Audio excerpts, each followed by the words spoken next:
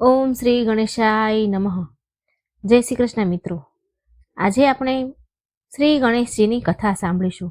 મિત્રો, શ્રી ગણેશને બુધવાર મંગળવાર બંને દિવસ સમર્પિત છે અને ગણેશજીની કથા તમે રોજ સાંભળો તો બી ખૂબ શુભ છે અને રોજ ન સાંભળી શકો તો મંગળવાર બુધવાર અથવા ભગવાન ગણેશના તહેવારોમાં તમે સાંભળો, ચોથમાં સાંભળો, સંકટ ચોથ વિનાયક ચોથમાં, તો બી ઘણું શુભ માનવામાં આવે છે. ભગવાન ગણેશની કૃપા સદા આપણા પર રહે છે અને આપણા ઘરના પરિવારના વિઘ્ન ભગવાન ગણેશ હરે છે. તો આજે આપણે સાંભળીએ મા લક્ષ્મી અને ગણેશજીની કથા. મિત્રો, વિડીયો સારો લાગે તો લાઈક કરજો, શેર કરજો અને આ ચેનલને સબસ્ક્રાઈબ કરવાનું બિલકુલ ન ભૂલશો. મિત્રો, ભગવાનની વાર્તાઓ સાંભળવી ખૂબ શુભ મનાય છે. આપણા મનના વિકાર દૂર થાય છે અને મનને શાંતિ પ્રદાન થાય છે. ખૂબ ભાગ્યશાળી હોય છે જે ભગવાનની કથાઓ સાંભળી શકે છે. તો મિત્રો, ભગવાનનું નામ શ્રદ્ધાથી કોમેન્ટ બોક્સમાં જરૂર લખજો અને આ કથા તમને કેવી લાગી એ પણ તમે મને જરૂર જણાવજો. જય શ્રી ગણેશ. ઓમ ગંગ ગણપતિ નમઃ. લક્ષ્મીજી અને ગણેશજીની આરાધના માટે સૌથી શુભ માનવામાં આવે છે આ દિવસને. આજે તમને એક એવી સરસ વાર્તા સંભળાવવા જઈ રહી છું જેને સાંભળવા માત્રથી તમારા જીવનની તમામ મુશ્કેલીઓ તકલીફો દૂર થશે અને ઘરમાં ક્યારેય ધનની કમી નહીં રહે. આ કથા એક એવા પરિવારની છે જે પોતાની ભૂલોના કારણે બરબાદીના કાંઠે પહોંચી જાય છે, પરંતુ પછી મા લક્ષ્મીની કૃપા અને સાચા જ્ઞાનને તેમનું જીવન બદલી નાખ્યું. તો ચાલો પૂરા ભક્તિભાવથી, શ્રદ્ધાથી, પ્રસન્નચિત્ત મનથી મા લક્ષ્મીનું ધ્યાન કરતા આ પાવન કથાની શરૂઆત કરીએ. એક સમયની વાત છે. ભારત વર્ષના એક નાના એવા સુંદર ગામમાં રામકિશન નામનો એક ખેડૂત પરિવાર તેના પરિવાર સાથે રહેતો હતો. રામકિશન ખૂબ જ સીધો અને મહેનતુ માણસ હતો. તેની પાસે પોતાની થોડી ઘણી જમીન હતી જેના પર ખેતી કરીને તે પોતાનું ગુજરાન ખૂબ મુશ્કેલીથી ચલાવતો હતો. રામકિશનનું આખું જીવન સાદગી અને મહેનતમાં જ વીત્યું. તેણે ક્યારેય કોઈનું ખરાબ ન કર્યું, ન ઈચ્છ્યું અને હંમેશા ઈમાનદારીથી એ કમાતો અને કમાણી પર ભરોસો કર્યો. રામકિશનના પરિવારમાં તેની પત્ની અને 2 યુવાન દીકરા પણ હતા. મોટા દીકરાનું નામ ધનરાજ અને નાના દીકરાનું નામ શરદ. બંને દીકરા શરીરથી ખૂબ જ મજબૂત અને કામ કરવામાં ખૂબ હોશિયાર. રામકિશને પોતાના બંને દીકરાઓ પર ખૂબ જ ગર્વ હતો એને, કારણ કે તેઓ બંને શહેરમાં જઈને સારું એવું કામ કરતા અને ખૂબ પૈસા કમાતા. ધનરાજ અને શરદની કમાણી એટલી સારી હતી કે જો તે ઈચ્છે ને તો તેમનો પરિવાર ગામનો સૌથી અમીર પરિવાર બની શકતો હતો. રામકિશન હંમેશા એ જ સપનું જોતો હતો કે તેના બંને દીકરા જે પૈસા કમાઈને લાવે છે તેનાથી તેમનું જૂનું ઘર નવું બની જશે અને ઘરમાં સુખ સુવિધાની બધી વસ્તુઓ આવશે. પરંતુ રામકિશનની આ વિચારધારા અને તેનું સપનું હકીકતમાં બદલાઈ રહ્યું ન હતું અને તેનું સૌથી મોટું કારણ તેના દીકરાઓની એક ખૂબ ખરાબ લત હતી. ધનરાજ અને શરદ બંને ખૂબ મહેનતુ તો હતા અને દિવસભર પરસેવો પાડીને ભારે કામ પણ કરતા હતા, જેનાથી તેમને સાંજે સારા પૈસા મળતા હતા. પરંતુ જેવો સૂરજ આથમે અને સાંજ પડે કે તેમની મતિ ભ્રષ્ટ થઈ જતી. એ જ ગામના એક મહોલ્લામાં બીરુ નામનો એક લુહાર રહે. બીરુ લુહાર કહેવા ખાતર તો લોખંડનું કામ કરતો, પરંતુ એની અસલ ધંધો તેનો કંઈક બીજો જ હતો. બીરુ લુહાર ખૂબ જ ચાલાક અને લાલચુ પ્રકારનો માણસ. તેણે પોતાના ઘરની પાછળ છુપાઈને દારૂ વેચવાનો અડ્ડો બનાવી લીધો હતો. બીરુ લુહારની જીભ એટલી મીઠી હતી કે ગામના ભોળા લોકોને પોતાની વાતોમાં પટાવી લેતો. એ લુહારે જાણી જોઈને ધનરાજ અને શરદ જેવા નવયુવાનને નિશાન બનાવ્યું. તે જાણતો હતો કે રામકિશનના બંને દીકરા સારું કેવું કમાય છે, તેથી તેણે ધીરે ધીરે એ બંનેને દારૂની લત લગાડી દીધી. રોજ સાંજે જ્યારે ધનરાજ અને શરદ કામેથી ઘરે આવે તો તેઓ સીધા ઘરે ન જાય, એના બદલે એ બીરુ લુહારના અડ્ડા પર પહોંચી જાય. બીરુ તેમને ખૂબ પ્રેમથી બેસાડે અને કહે કે દિવસભરનો થાક ઉતારવા માટે આ ખૂબ જ જરૂરી છે.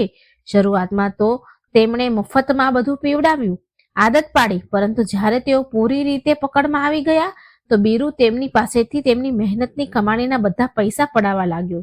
રામકિશન ઘરના દરવાજે બેસીને પોતાના દીકરાઓની રાહ જુએ. તેની ઘરડી આંખો રસ્તા તરફ ટકી રહેતી કે ક્યારે તેના દીકરા આવે અને ઘરમાં ખુશીઓ લાવે. પરંતુ જ્યારે પણ ધનરાજ અને શરદ ઘરે પાછા આવે તો નશામાં ધૂત હોતા અને ખાલી હાથે પાછા આવતા. જે પૈસા ઘરની તરક્કીમાં લગાવવા જોઈએ તે બીરુ લુહારની તિજોરીમાં જઈ રહ્યા હતા. આ સિલસિલો રોજનો થઈ ગયો. રામકિશન જ્યારે પોતાના દીકરાઓને સમજાવે તો તે નશામાં હોવાને કારણે તેની એક ન સાંભળે અને ઉપરથી પોતાના પિતા સાથે દલીલ કરવા લાગે. ઘરનું વાતાવરણ જે ક્યારેક શાંતિપૂર્ણ હતું હવે કંકાસ કકળાટમાં બની ગયું, અશાંતિનું ઘર બની ગયું. લુહાર માત્ર રામકિશનના દીકરાઓને જ નહીં પરંતુ તે આખા મહોલ્લાના ઘણા અન્ય લોકોને પણ આ રીતે બરબાદ કરી રહ્યો હતો. તેને એ વાતથી કોઈ ફરક પડતો ન હતો કે કોઈનું ઘર ઉજળી રહ્યું છે, કોઈના મા બાપ દુઃખી થઈ રહ્યા છે, કોઈના બાળકો ભૂખ્યા સૂઈ રહ્યા છે. તેને તો બસ પોતાના નફાથી જ મતલબ. તે રોજ નવી નવી ઉપાયો લગાવે, તરકીબો લગાવી લોકોને ઉધાર પણ આપતો, ઉધારમાં પણ એ નશો આપતો અને પછી તેમની પાસેથી વ્યાજ સહિત પૈસા વસૂલતો. રામકિશનને એ જોઈને ખૂબ જ દુઃખ થતું હતું કે તેના યુવાન દીકરા જે તેના ગડપણનો સહારો છે, ગડપણની લાકડી જ બનવા જોઈએ, તેઓ પોતાને અને પોતાના પરિવારને ગરીબીમાંના દલદલમાં ધકેલી રહ્યા છે. એક દિવસ રામકિશને ખૂબ હિંમત ભેગી કરી અને પોતાના દીકરાઓ સાથે વાત કરવાનું વિચાર્યું. સવારનો સમય હતો અને બંને દીકરા કામ પર જવાની તૈયારી કરી રહ્યા હતા. તે સમયે તેઓ નશામાં ન હતા, તેથી રામકિશને વિચાર્યું કે કદાચ આજે તેની વાતની એમના પર કોઈ અસર પડે. રામકિશને ખૂબ પ્રેમથી ધનરાજ અને શરદને પોતાની પાસે બેસાડ્યા અને કહ્યું, બેટા, તમે બંને આટલી બધી મહેનત કરો છો, લોહી પરસેવો એક કરો છો, પરંતુ તમારા હાથમાં કંઈ જ બચતું નથી. જો આપણું ઘર કેટલું જૂનું થઈ ગયું છે, છત ટપકે છે અને ઘરમાં રાશન પાણી લાવવા માટે પણ વિચારવું પડે છે. પેલા બીરુ લુહારના ચક્કરમાં તમે તમારી જવાની અને પૈસા બંને બરબાદ કરી રહ્યા છો, જીવન ખોઈ રહ્યા છો. પોતાની વાત સાંભળીને ધનરાજનું માથું થોડું ઝૂકી ગયું. તેને તેની ભૂલનો અહેસાસ તો થતો હતો, પરંતુ લત એટલી બધી ખરાબ પડી ગઈ હતી કે સાંજ પડતા જ તેના પગ આપોઆપ બીરુના ઘર તરફ વળી જતા. શરદે પણ કહ્યું કે પિતાજી, અમે કોશિશ કરીએ છીએ કે આજથી ત્યાં નહીં જઈએ, પરંતુ જેવી જ સાંજ પડે અને મિત્રો સાથે મળી અને બીરુ લુહારના અડ્ડા પર ચાલી જાય, એનો અવાજ એને રોકી નતો શકતો. રામકિશને ઊંડો શ્વાસ લીધો અને મનમાં ને મનમાં મા લક્ષ્મીને યાદ કર્યા કે હે માં, મારા બાળકોને સદબુદ્ધિ આપો, નહીં તો આ લુહાર મારા આખા પરિવારને રસ્તા પર લાવી દેશે. રામકિશનની સમજાવટ અને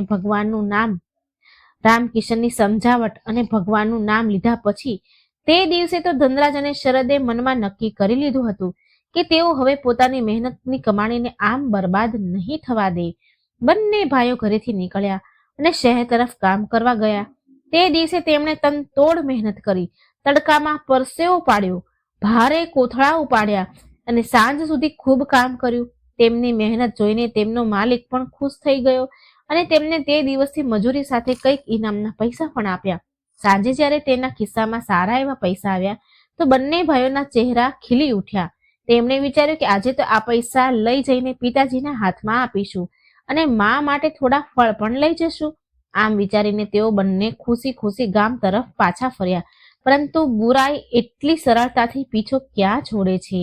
બીરુ લુહાર જે પોતાની દુકાન પર બેઠો ગીત જેવી નજર લગાવીને રહેતો હતો, તેનો તો બસ આ જ સમયની રાહ હતી. જેવા ધનરાજ અને શરદ તેના મહોલ્લામાં વળ્યા, ગલીમાં પસાર થવા લાગ્યા કે બીરુએ તેમને જોઈ લીધા.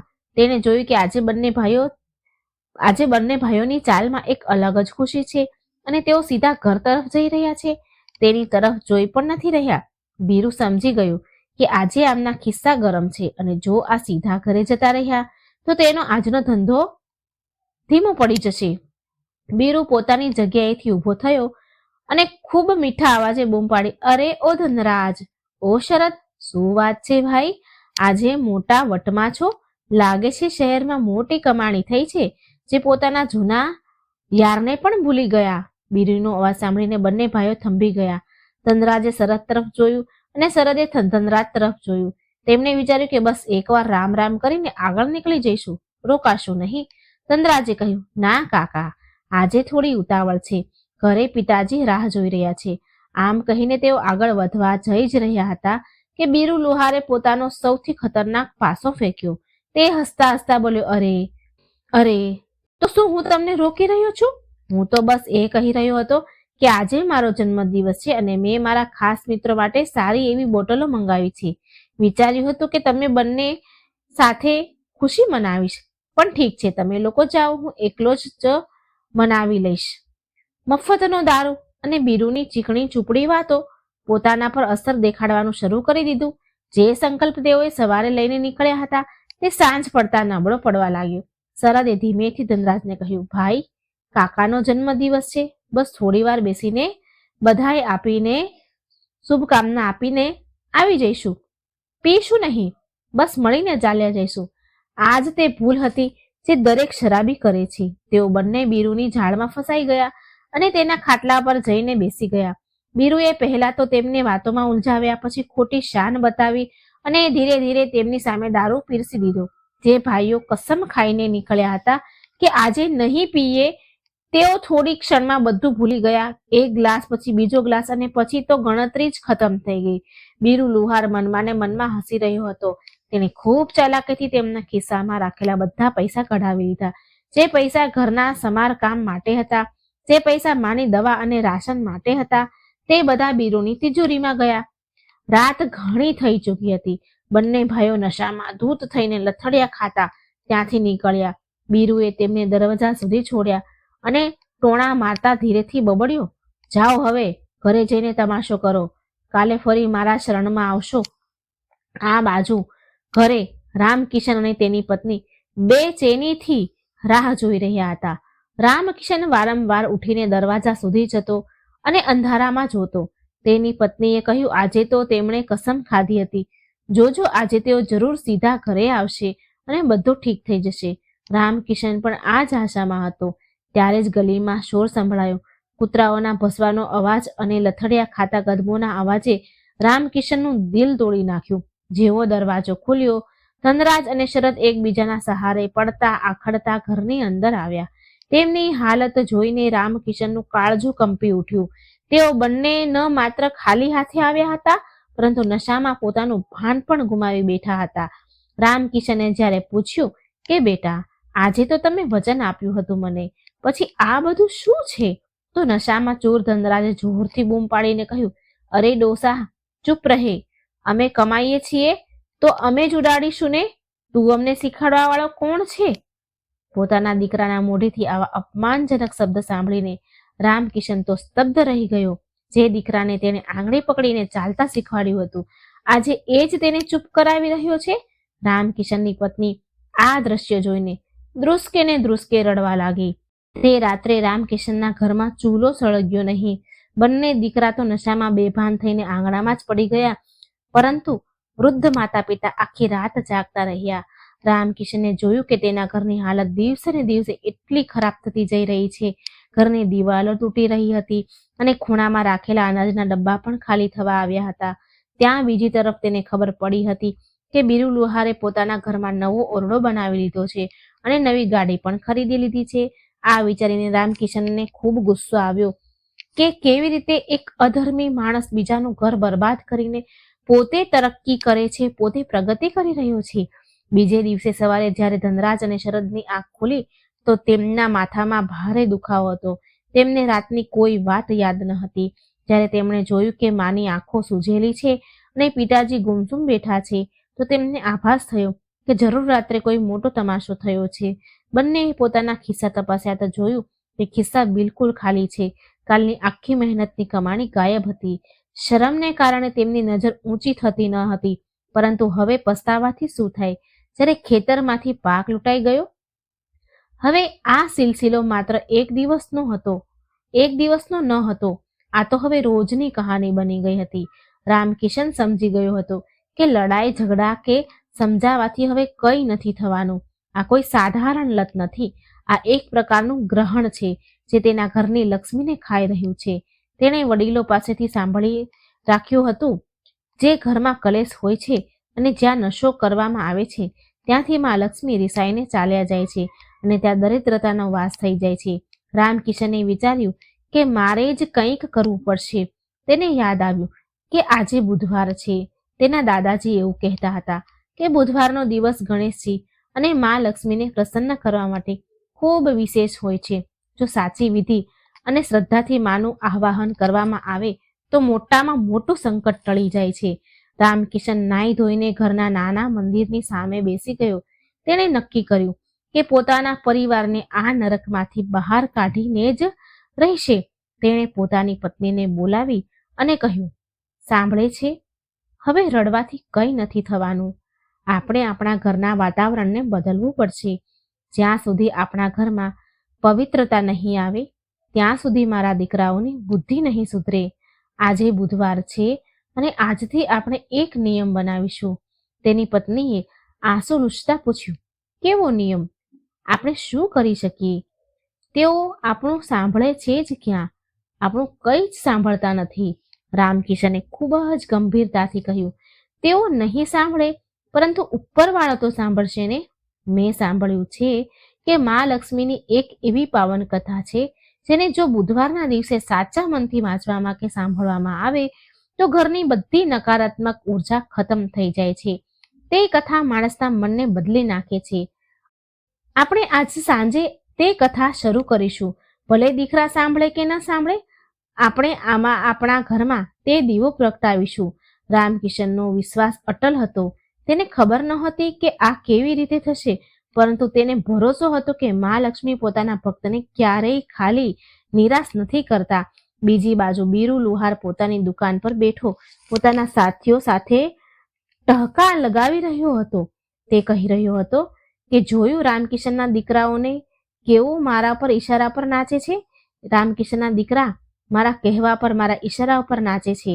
અત્યારે તો મેં તેમની અડધી કમાણી જ ખાધી છે. ધીરે ધીરે તેમની જમીન જાયદાદ બધું જ મારા નામે થઈ જશે. આ ખેડૂત લોકો મહેનત કરતા જાણે છે પરંતુ સાચવતા નથી જાણતા પૈસા. બીરુને પોતાના પાપની કમાણી પર ખૂબ ઘમંડ હતો, પરંતુ તેને એ નથી ખબર કે જ્યારે કોઈ લાચાર પિતાનો પોકાર ઈશ્વર સુધી પહોંચે છે તો મોટા મોટા પાપીઓનું સામ્રાજ્ય હલી જાય છે. રામકિશનની પ્રાર્થના હવે પોતાની અસર દેખાડવાની જ હતી, કારણ કે તેણે હવે માણસનો આશરો છોડીને દેવી શક્તિનો સહારો લીધો હતો. રામકિશને મનમાં ને મનમાં નક્કી તો કરી લીધું હતું કે તે આજે બુધવારના દિવસે મહાલક્ષ્મીની પૂજા કરશે અને પોતાના ઘરના હાલતને બદલશે. પરંતુ તેની સામે એક ખૂબ મોટો પડકાર ઊભો હતો. પૂજા પાઠ માટે થોડી સામગ્રીની જરૂર હતી. ઘરમાં ના દીવો પ્રગટાવવા માટે શુદ્ધ ઘી હતું, ના અગરબત્તી અને ના તો પ્રસાદ માટે કોઈ મીઠાઈ. અહીં સુધી કે ભગવાનને ભોગ લગાવવા માટે સાકર પણ ડબ્બામાં ખતમ થઈ ગઈ હતી. રામકિશન પોતાના ખાટલા પરથી ઉઠ્યો અને ઘરના એક ખૂણામાં ગયો જ્યાં તેણે ઘણા સમય પહેલા થોડા પૈસા છુપાવીને રાખ્યા હતા. આ પૈસા તેણે પોતાની બીમારીના સમય માટે બચાવ્યા હતા. ધ્રુજતા ધ્રુજતા હાથે તેણે એક જૂના કપડાની પોટલી ખોલી તેમાં થોડા સિક્કા અને વળેલા તૂટેલા થોડા નોટ હતા. રામકિશનને તેમને ગણ્યા. કુલ મળીને 25 નીકળ્યા. 25 રૂપિયા. આજના જમાનામાં આટલા ઓછા પૈસામાં ઘરનો ખર્ચ ચલાવવાનો ખૂબ જ મુશ્કેલ હતો. પૂજાની સામગ્રી તો દૂરની વાત હતી, પરંતુ રામકિશનની શ્રદ્ધા પૈસાથી મોહતાજ ન હતી. તેણે પોતાની પત્ની તરફ જોયું, જેની આંખમાં પણ એક આશાનું કિરણ દેખાયું. પત્નીએ પોતાના ફાટેલા પાલવના છેડેથી ખોલીને 5નો એક સિક્કો રામકિશનની હથેળીમાં મૂકી દીધો અને બોલી, મારી પાસે બસ આ જ બચ્યું છે. કદાચ આનાથી થોડી મદદ મળી જાય તમને. રામકિશનની આંખો ભરાઈ ગઈ. જે ઘરમાં દીકરા હજારો રૂપિયા કમાતા હોય તેના માતા પિતા 5 જોડવા માટે મજબૂર હતા. તેણે તે પૈસા મુઠ્ઠીમાં લીધા અને બજાર તરફ ચાલ્યા. તેના મનમાં બસ એક જ ધૂન હતી કે ભલે ગમે તે થઈ જાય, આજ સાંજે ઘરમાં મા લક્ષ્મીનો પાઠ જરૂર કરીશ, જરૂર થશે. રામકિશન જ્યારે ગામના રસ્તેથી પસાર થઈ રહ્યા હતા તો તેની ચાલમાં એક અજીબ ઝડપ હતી. તે ઈચ્છતા હતા કે જલ્દીમાં જલ્દી બધો સામાન ઘરે લઈ જાઉં, પાછો ઘરે જઉં અને પવિત્ર વાતાવરણ બનાવું. પરંતુ જેવો તે ચોક પાસે પહોંચ્યો તેને ફરી એક જ મનહૂસ ચહેરો દેખાયો. બીરુ લુહાર પોતાની દુકાનની બહાર ઓટલા પર પગ લાંબા કરીને બેઠો હતો અને હુક્કો પી રહ્યો હતો. રામકિશનને જોતા જ તેના ચહેરા પર એક કુટિલ સ્મિત આવી ગયું. બીરુને તો જાણે આખા ગામની ખબર રહેતી હતી. તેને ખબર હતી કે રામકિશનના ઘરમાં દાણા દાણાના ફાફા છે. તેણે રામકિશનને બૂમ પાડી, અરે રામકિશન ભાઈ, આટલા તડકામાં ક્યાં ભાગ્યા જાઓ છો અને મુઠ્ઠી આટલી જોરથી બંધ કરી રાખી છે? કોઈ ખજાનો હાથ લાગી ગયો છે કે શું? રામકિશન રોકાવા નહોતો ઈચ્છતો, ઊભો રહેવા નહોતો માંગતો, પરંતુ બીરુનો અવાજ સાંભળીને તેના પગ ભારે થઈ ગયા. તેણે બીરુ તરફ જોયા વગર જવાબ આપ્યો, કઈ નહીં ભાઈ, બસ ઘર માટે થોડો સામાન લેવા જઈ રહ્યો છું. બીરુ જોરથી હસ્યો અને બોલ્યો, સામાન? અરે સાંભળ્યું છે કે તમારા ઘરમાં તો આજકાલ ચૂલો સળાગવો પણ મુશ્કેલ થઈ ગયો છે. તમારા લાડલા દીકરા તો બધી કમાણી મારી દુકાન પર લૂંટાવી જાય છે. તમે કેમ આટલી મહેનત કરી રહ્યા છો? જે પણ કમાશો કે બચાવશો છેવટે તો એ મારી પાસે જ આવવાનું છે. બીરુની આવી વાત સાંભળી રામકિશનના હૃદયમાં તીર વાગ્યું. આ વાત સાચી હતી કે તેના દીકરાઓને કારણે તેની ઇજ્જત અને પૈસા બંને બીરુના પગમાં પડી રહ્યા હતા, પરંતુ આજે રામકિશનની અંદર એક અલગ જ શક્તિ હતી. તેણે બીરુની આંખોમાં આંખો નાખીને કહ્યું, બીરુ, સમય સૌનો એક સરખો નથી રહેતો. આજે મારા દીકરા ભટકી રહ્યા છે એટલે તું હસી રહ્યો છે, પરંતુ મને મારી મા લક્ષ્મી અને ઈશ્વર પર ખૂબ ભરોસો છે. જે દિવસે એમની કૃપા થશે ને, તે અંધારું પણ છટાઈ જશે અને મારા દીકરા પણ સુધરી જશે. તું તારી કમાણી પર ઘમંડ ન કર. અધર્મના પૈસા ક્યારેય ફળતા નથી. આટલું કહીને રામકિશન ઝડપથી આગળ વધી ગયો. બીરુ લુહાર થોડી ક્ષણો માટે સ્તબ્ધ રહી ગયો. તેણે રામકિશનના અવાજમાં આજ સુધી આવી સખતાઈ અને આત્મવિશ્વાસ ક્યારેય જોયો ન હતો. તે હંમેશા રામકિશનને એક લાચાર અને બિચારો બાપ સમજતો હતો. બીરુએ મનમાં ને મનમાં વિચાર્યું, લાગે છે કે આ ડોહો ભટકી ગયો છે, સઠિયાઈ ગયો છે. પૂજા પાઠથી ક્યાંક દારૂડિયો સુધરે છે? કોઈથી સાંભળ્યું ક્યાંય દારૂડિયો સુધર્યો? આજે સાંજે જોઈશ કે આના દીકરા આના ભજન સાંભળે છે કે મારી બોટલ સંભાળે છે. બીરુએ ફરીથી પોતાનો હુંકો ખેંચ્યો અને ધુમાડાના ગોટા બનાવવા લાગ્યો. બીજી બાજુ રામકિશન કરિયાણાની દુકાન પર પહોંચે છે. તેને ખૂબ વિચારી સમજીને ખરીદી કરી. મોંઘા ઘીની જગ્યાએ તેને થોડું તેલ લીધું, મીઠાઈની જગ્યાએ ગોળ લીધો, પતાસા લીધા અને થોડા ફૂલ અને અગરબત્તી ખરીદી. દુકાનદાર પણ રામકિશનને જાણતો હતો. તેણે પૂછ્યું, કાકા, આજે કોઈ ખાસ તહેવાર છે કે શું? રામકિશને સ્મિત કરતા કહ્યું, બેટા, જ્યારે જાગો ત્યારે સવાર. આજથી મારા ઘરમાં ખુશીનો તહેવાર શરૂ થવાનો છે. સામાન લઈને રામકિશન ઘરે પાછો આવ્યો. ઘરે પહોંચીને તેણે જોયું કે તેના બંને દીકરા ધનરાજ અને શરદ તૈયાર થઈને કામ પર જવા માટે આંગણામાં ઊભા હતા. તેમના ચહેરા ઉતરેલા હતા અને શરીરમાં કાલનો થાક હજુ પણ બાકી હતો. જેવા તેમણે પોતાના પિતાના હાથમાં પૂજાનો સામાન જોયો, તેઓ ચોંકી ગયા. ધનરાજે પૂછ્યું, પિતાજી, આ બધું શું છે? ઘરમાં ખાવા માટે લોટ નથી અને તમે આ ફૂલ પતાસા લઈને આવ્યા છો? રામકિશને ખૂબ સંયમથી કામ લીધું, ખૂબ ધીરજ રાખી. તેણે ગુસ્સો ન કર્યો પણ ખૂબ શાંતિથી કહ્યું, બેટા, આ લોટ દાળ કરતા વધારે જરૂર છે. આ આપણા ઘરની સુખ શાંતિનો સામાન છે. શરદે ચીડાતા કહ્યું, તમે પણ ક્યાં ચક્કરમાં પડી રહ્યા છો? પૂજા કરવાથી જો પૈસા વરસતા હોત તો હરેક કોઈ પૂજારી બની જાત ને. અમને કામ પર જવા દો, મોડું થાય છે. બંને ભાઈ જવા માટે વળ્યા. રામકિશન જાણતા હતા કે અત્યારે તેમને સમજાવવા પથ્થર પર માથું પછાડવા જેવું છે, પરંતુ તેણે તેમને દરવાજા પર રોકી લીધા. રામકિશને કહ્યું, રોકાઈ જાઓ. મને ખબર છે તમને લોકોને મારી વાત પર વિશ્વાસ નથી. તમે યુવાન છો, તમને લાગે છે કે તમે જે કરી રહ્યા છો તે જ સાચું છે, પરંતુ આજે મારી એક વાત માની લો. બંને ભાઈ રોકાઈ ગયા. રામકિશને તેમની આંખોમાં જોતા કહ્યું, જુઓ, મેં તમને ક્યારેય કોઈ વસ્તુ માટે મજબૂર નથી કર્યા, પરંતુ આજે બુધવાર છે. આજે સાંજે હું ઘરમાં એક નાની અમથી કથા કહીશ. હું તમારી પાસે કોઈ પૈસા નથી માંગી રહ્યો, બસ તમારો થોડો સમય માંગી રહ્યો છું. શું તમે તમારા વૃદ્ધ બાપ માટે આજ સાંજે થોડા વહેલા ઘરે આવી શકશો? બસ સૂરજ ડૂબતા પહેલા આવી જજો. ત્યાર પછી તમારે જે કરવું હોય તે કરજો. પિતાના અવાજમાં એક અજીબ જ લચક અને દર્દ હતું. ધનરાજ અને શરદ જે નશામાં શૈતાન બની જતા હતા, પરંતુ હોશમાં તેઓ હજુ પણ પોતાના પિતાનું થોડું ઘણું સન્માન તો કરતા હતા. તેમને લાગ્યું કે પિતાજી આટલું કરી રહ્યા છે તો કદાચ કોઈ ખાસ વાત હશે. ધનરાજે નજર ચોરતા કહ્યું, ઠીક છે, કોશિશ તો જરૂર કરીશું. આમ પણ આજે કામ વધારે નથી. શરદે પણ માથું હલાવ્યું, હા, આવી જઈશું, પરંતુ અમારે કોઈ લાંબુ લચક ભાષણ નથી સાંભળવું. આટલું કહીને બંને દીકરા કામ પર નીકળી ગયા. તેમના ગયા પછી રામકિશનની પત્નીએ ચિંતિત થઈને પૂછ્યું, શું તમને લાગે છે તેઓ આવશે કે રોજની જેમ બીરુ તેમને ફસાવી લેશે? રામકિશને પૂજાની સામગ્રી સાફ કરતા કહ્યું, આવશે ભાગ્યવાન, જરૂર આવશે. આજે મારું દિલ કહી રહ્યું છે કે મા લક્ષ્મી આપણી લાજ રાખશે. તું બસ ઘરની સફાઈમાં લાગી જા, ઘરના ખૂણે ખૂણો ચમકાવી દે. મા લક્ષ્મી ત્યાં જ આવશે જ્યાં સફાઈ અને પવિત્રતા હોય છે. ત્યાં પછી રામકિશન અને તેની પત્ની ઘરની સફાઈમાં લાગી ગયા. તેમણે ઘરના ઝાડા સાફ કર્યા, આંગણાને છાણથી લીપ્યું અને ફાટેલા જૂના પડદા ધોઈને સુકાવ્યા. ભલે ઘર કાચું હતું અને દિવાલો જૂની હતી, પરંતુ તેમની મહેનતથી ઘરનું વાતાવરણ બદલાઈ ગયું. બપોર થતા થતા આખું ઘર સાફ થઈ ગયું.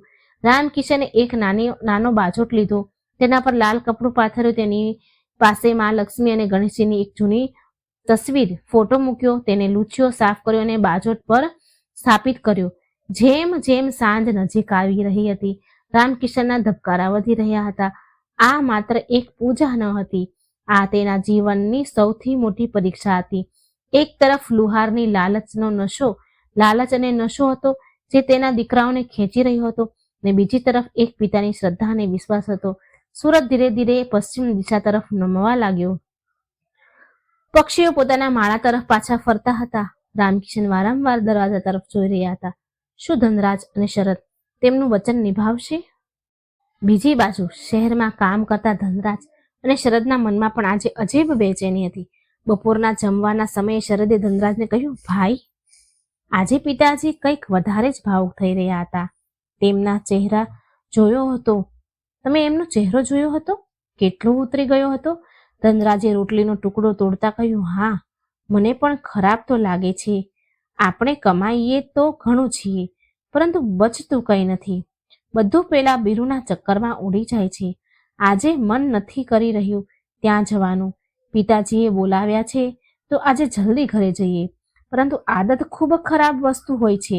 જેવું કામ ખતમ થયું અને સાંજના 5 વાગ્યા, તેમના સાથીઓએ કહ્યું, અરે, આજે તો બીરુએ નવી જાતનો દારૂ મંગાવ્યો છે, બહુ કડક છે, ચાલો થોડું ચાખીને આવીએ. ધનરાજ અને શરદના પગ ડગમગવા લાગ્યા. એક પળ માટે તેમને પિતાનો ચહેરો યાદ આવ્યો અને બીજી જ પળે બીરુની મખમલી મહેફિલ. બંને ભાઈ બે રસ્તા પર ઊભા હતા. એક રસ્તો ઘર તરફ જતો હતો જ્યાં શાંતિ અને સુધાર હતો, અને બીજો રસ્તો બીરુના અડ્ડા તરફ જતો હતો જ્યાં નશો અને બરબાદી હતી. તે જ સમયે રામકિશને પોતાના ઘરમાં દીવો પ્રગટાવ્યો. ઘીના અભાવમાં તેણે તેલનો જ દીવો પ્રગટાવ્યો હતો, પરંતુ તેની જ્યોત ખૂબ તેજ હતી. તેણે અગરબત્તી પ્રગટાવી જેની સુગંધ આખા ઘરમાં ફેલાઈ ગઈ. રામકિશને હાથ જોડીને પ્રાર્થના કરી, હે માં, મારા બાળકોને સાચો રસ્તો બતાવજે. તેમને તે રાક્ષસની ચુંગલમાંથી બચાવી લેજે. રાક્ષસ બીરુના ઝાડમાંથી બચાવી લેજે. પ્રાર્થનાની અસર હવામાં ભળવા લાગી. બીજી બાજુ ધનરાજે પોતાના સાથીઓને કહ્યું, ના, આજે નહીં અમારે આવવું. અમે પિતાજીને વચન આપ્યું છે, આજે અમારે ઘરે જવું પડશે. સાથીઓએ તેની મજાક ઉડાવી. અરે, બની ગયા ને બાપના આજ્ઞાકારી દીકરા, જા પીને તો તું આમ પણ ઘરે જ જાત. આજે કોરો જશે કે શું? પરંતુ આજે ધનરાજની અંદર ખબર નહીં ક્યાંકથી હિંમત આવી ગઈ હતી. તેણે શરદનો હાથ પકડ્યો અને કહ્યું, ચાલ શરદ, આજે બીરુનું મોઢું નથી જોવું, આજે ઘરે ચાલ. શરદ પણ તૈયાર થઈ ગયો. બંને ભાઈઓએ પોતાના પગ ઘર તરફ વધારી દીધા. આ પહેલી જીત હતી, પરંતુ બીરુ લુહાર આટલી સરળતાથી હાર ક્યાં માનવાનો હતો?